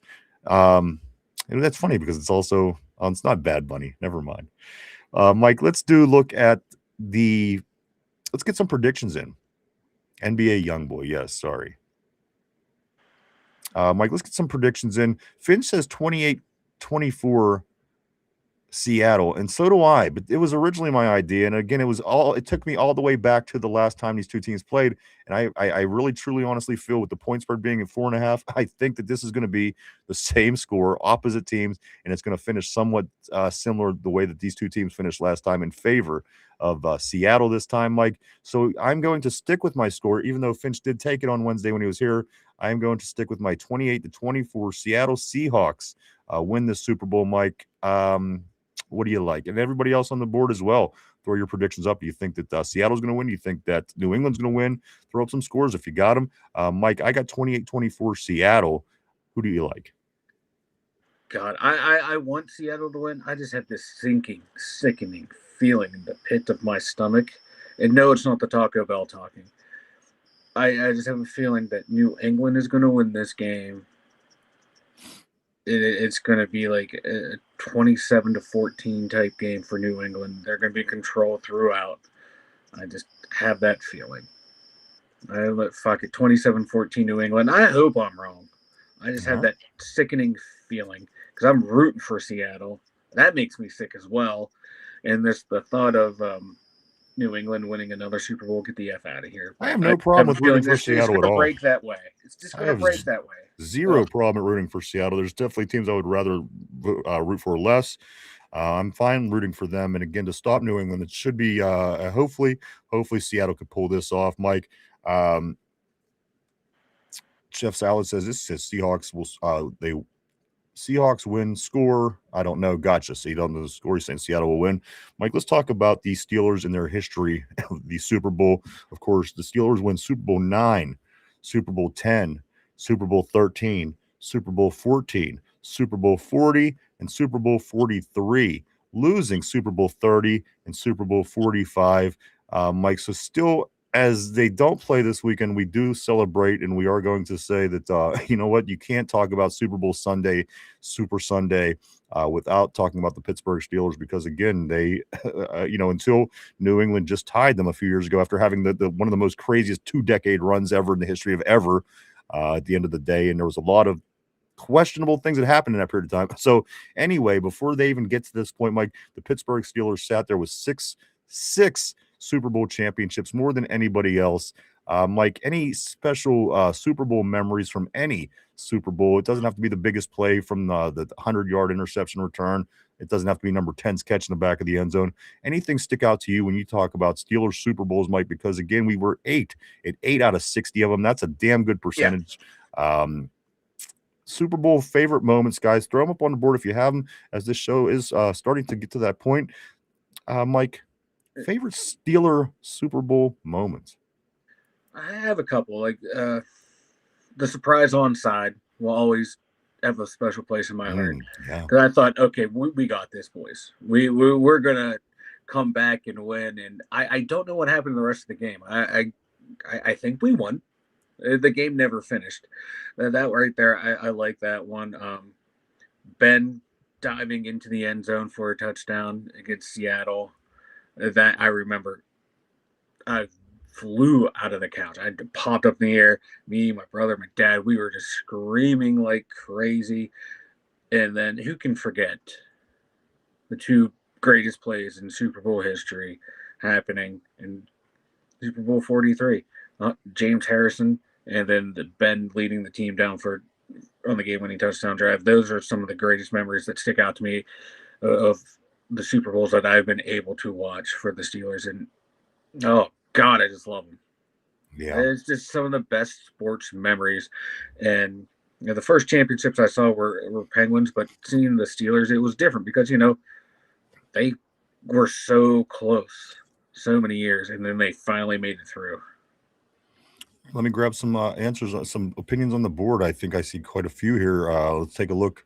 Favorite Steelers Super Bowl moments, guys. Let me start with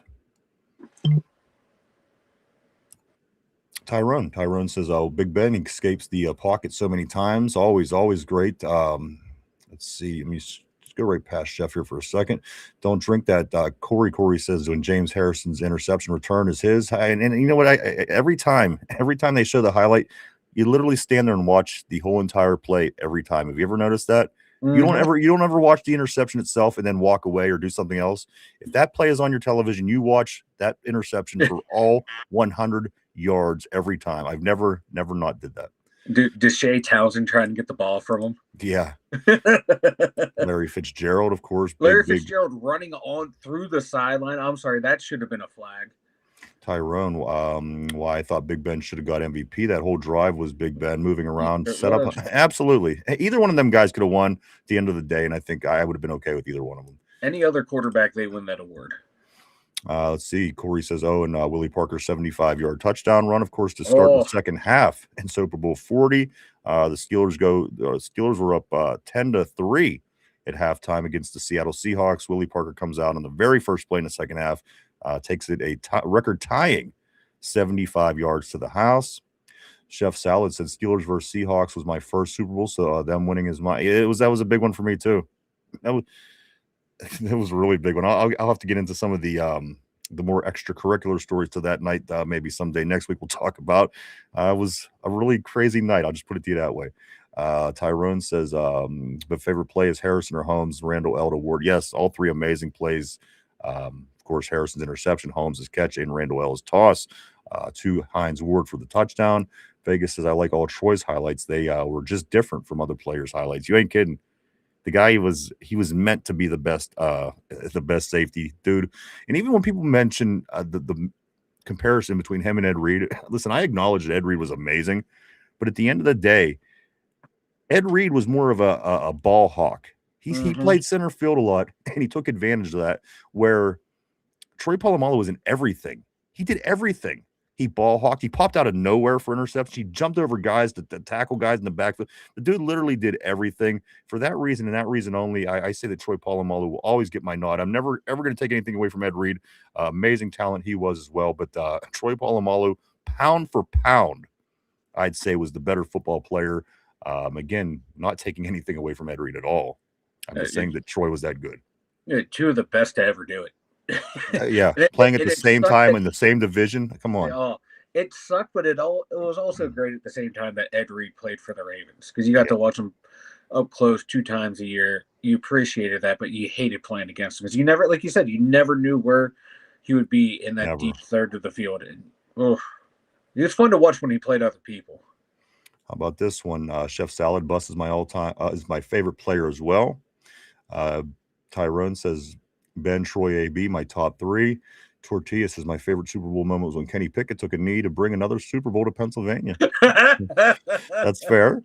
Tyrone says now someone got big name. I really like Ferrier or Hampton. You know what?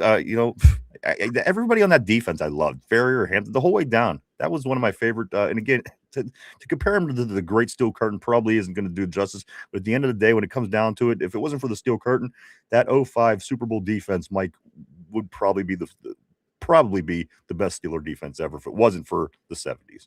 No, hands down, yeah. That defense was nasty. They were so good. Vegas says the bus didn't get enough appreciation for how shifty he was amazing. He was a shifty back. He was a dude. Nothing. I've never quite seen anything quite like Bussy before.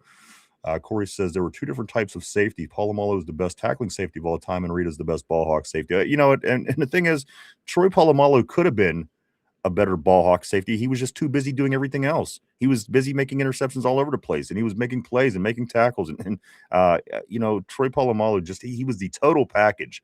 He could have been a better ball hawk had that been the position that he played at safety.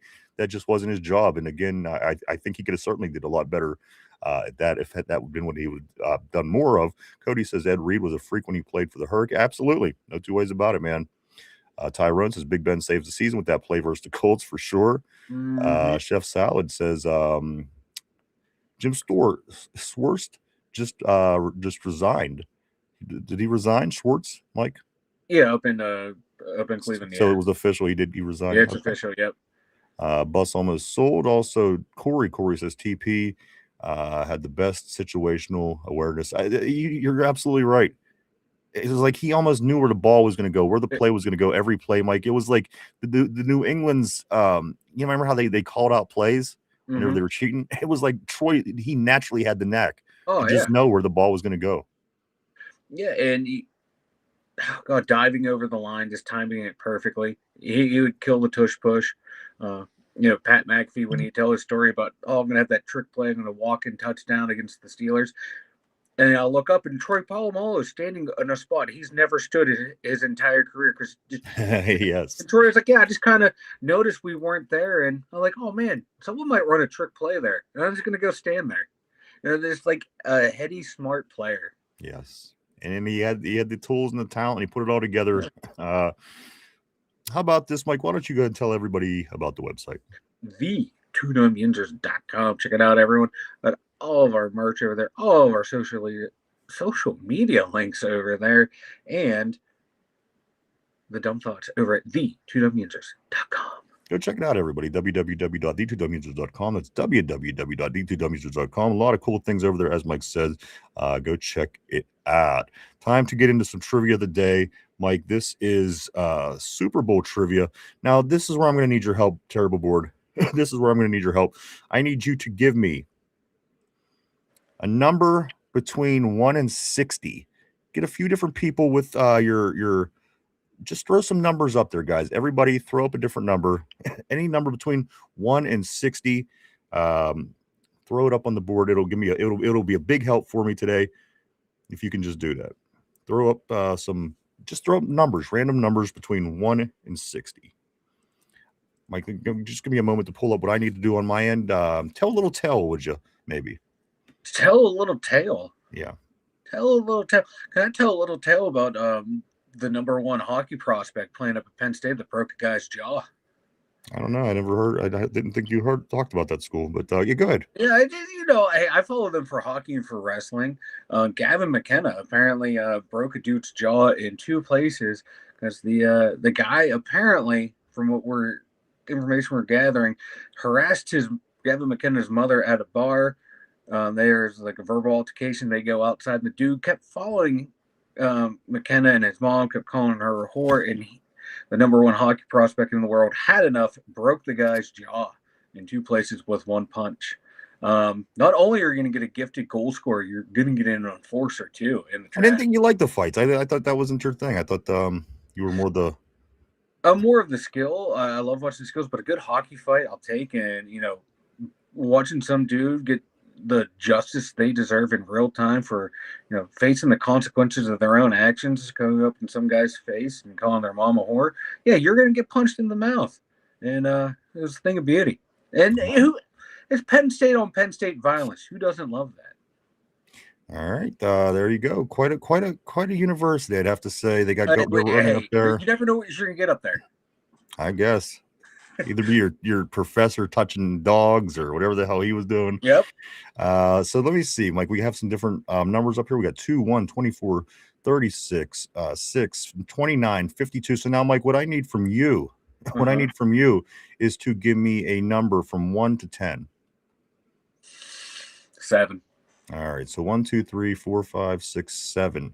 I'm going to go 7 down. I'm going to pick that number, and we're going to give you a quiz from that Super Bowl. So 1, 2, 3, 4, 5, 6, 7, 29. Mike, 29 tortilla is Super Bowl 29. So this is going to be the question of the day for Mike and everybody on the board as well. Feel free to jump in. I'm going to go all the way to Super Bowl 29, which I already know what it is because my Steeler memory leads me there. Mike, this is between the San Diego Chargers and the San Francisco 49ers. As you recall, the Steelers were in Super Bowl 30 the following year.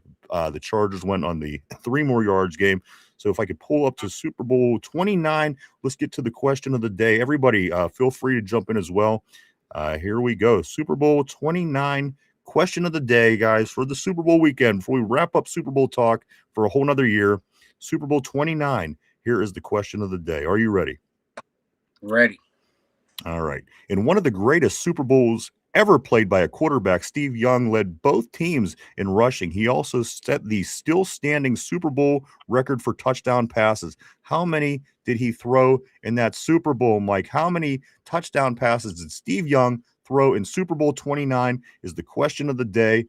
Take a minute to think that over. We're live 5 days a week right here, Monday through Friday, 11:30 a.m. to 2:30 p.m. every day right here on the Tube. On Tube. Question of the day, Mike. How many touchdowns? It was an amazing day, of course. They scored 1 million points against the Chargers. The question is, how many touchdowns did Steve Young throw on that day? What's your thought process? I knew he threw for a fuck ton. And that's between 5 and 7.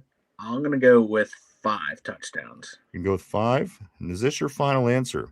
I'm going to go with final answer at 5. All right, Mike, you were going with the final answer of 5. I'm going to lock you in place here. I'm going to come back down to my question. And the question of the day, one more time. Let me read it for you. It goes a little something like this. In one of the greatest Super Bowls ever played by a quarterback, Steve Young led both teams in rushing. He also set the still-standing Super Bowl record for passing touchdown passes. How many did he throw? Mike, you said 5. Let me take a look on the board. Let's see what some people said also. I'm going to go up here. Chef Salad says 6. Tyre says 3. Tortilla says 5. Chef says I wasn't even born yet. Vegas says 6. I had the over. It was beautiful. Chef Salad said just because it was in the middle. 5 and 7.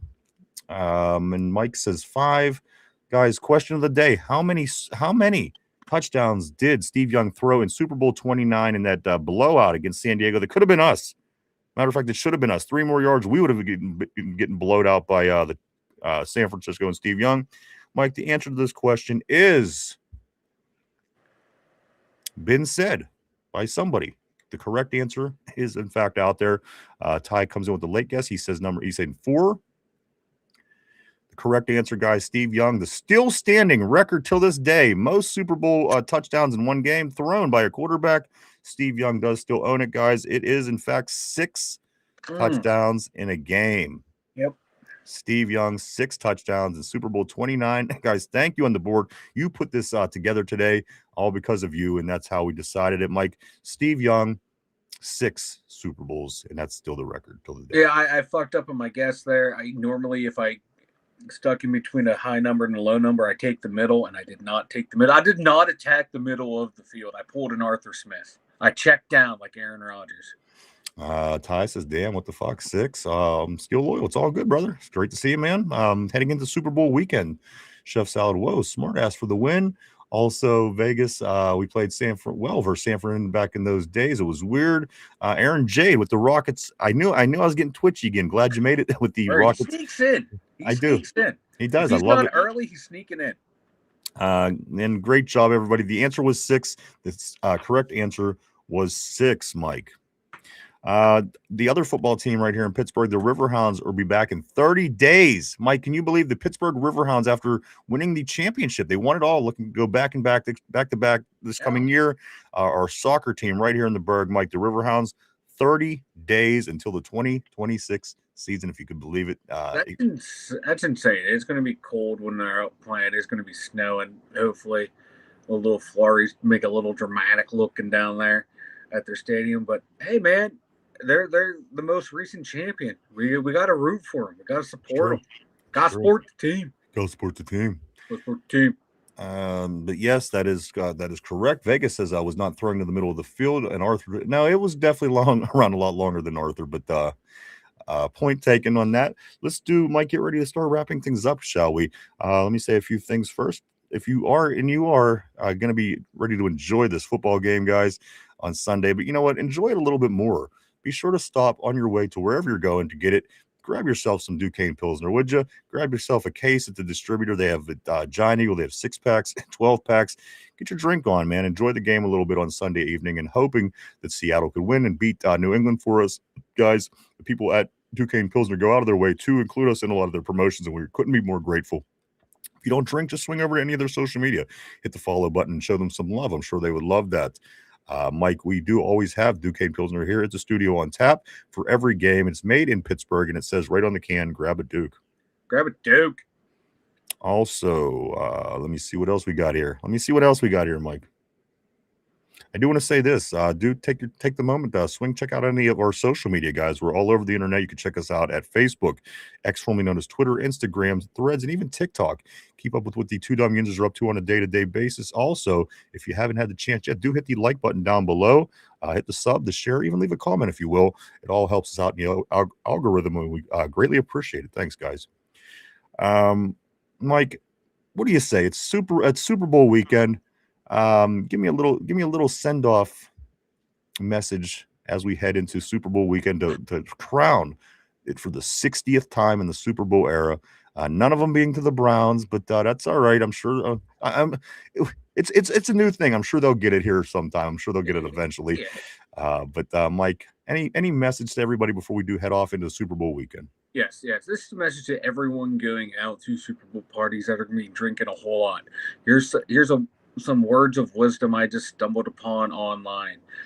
Just remember, fellas, bitches be want you to take 27 shots, then fuck the shit out of them. First of all, bitch, I'm finna to throw up. Words to live by, everyone. Words to live by. There you go. Tyrone says this cheerleader. Steel Loyal says glad the Steelers don't have cheerleaders. Vegas says Pittsburgh, PA, ping pong champs. And then JPJ, the GOAT, Tyrone, my man.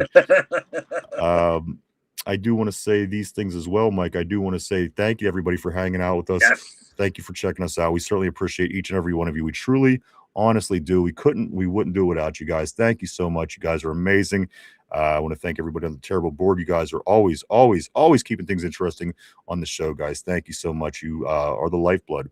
And thank you, everybody at home or in the car or the gym or wherever you may be. You might be just listening, watching, whatever the case is. Thank you too, guys. You guys all rock our world. We thank every single one of you. And again, it was a pretty awesome football season as we do wrap up the 25 football season after the Super Bowl. Again, Monday we'll be back at our regular time to get into the Super Bowl details, talk about everything that happened. Probably Bad Bunny. Who knows what the hell we're going to talk about, but we'll all be back first thing on Monday to get into it, Mike, as that will officially be the last day of our football season, and then we kind of switch into our new season mode as the NFL does wrap up. So we'll react on Monday, and then again, a lot of big things coming up in this 2026 year, guys, for the two Dum Yinzers heading into the 1000th show this summer, and also being on 906 right now. We're sitting at 906, Mike, and then also we'll be heading into season 10 at that point as well. In 5 years, it'll be a 5-year anniversary. So many different things, Mike, going on. I can't even remember.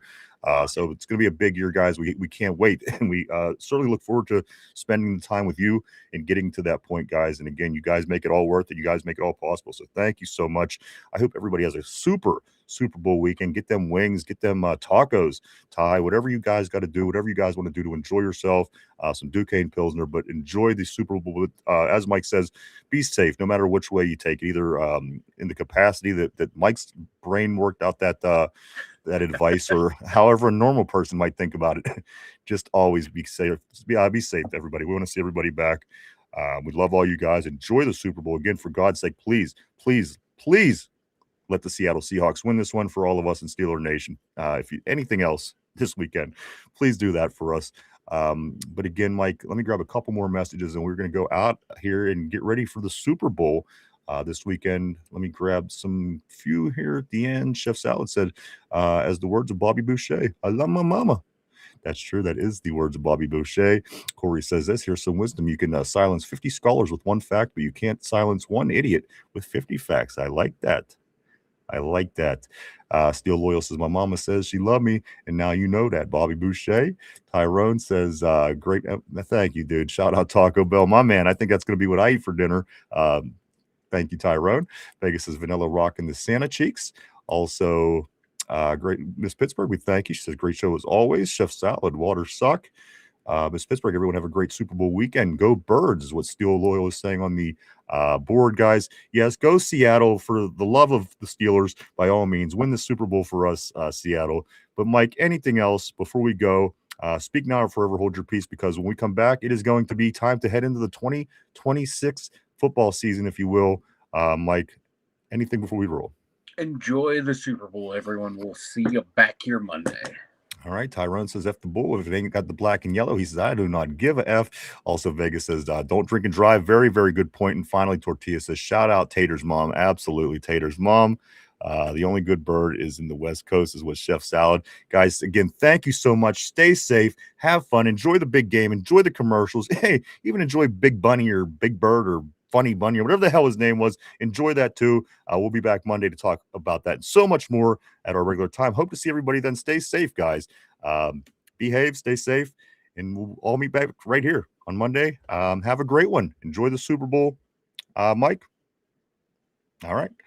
For Derpy, for Finch, for Mike, myself, the two Dum Yinzers, have a great weekend. Enjoy the Super Bowl. Bye-bye.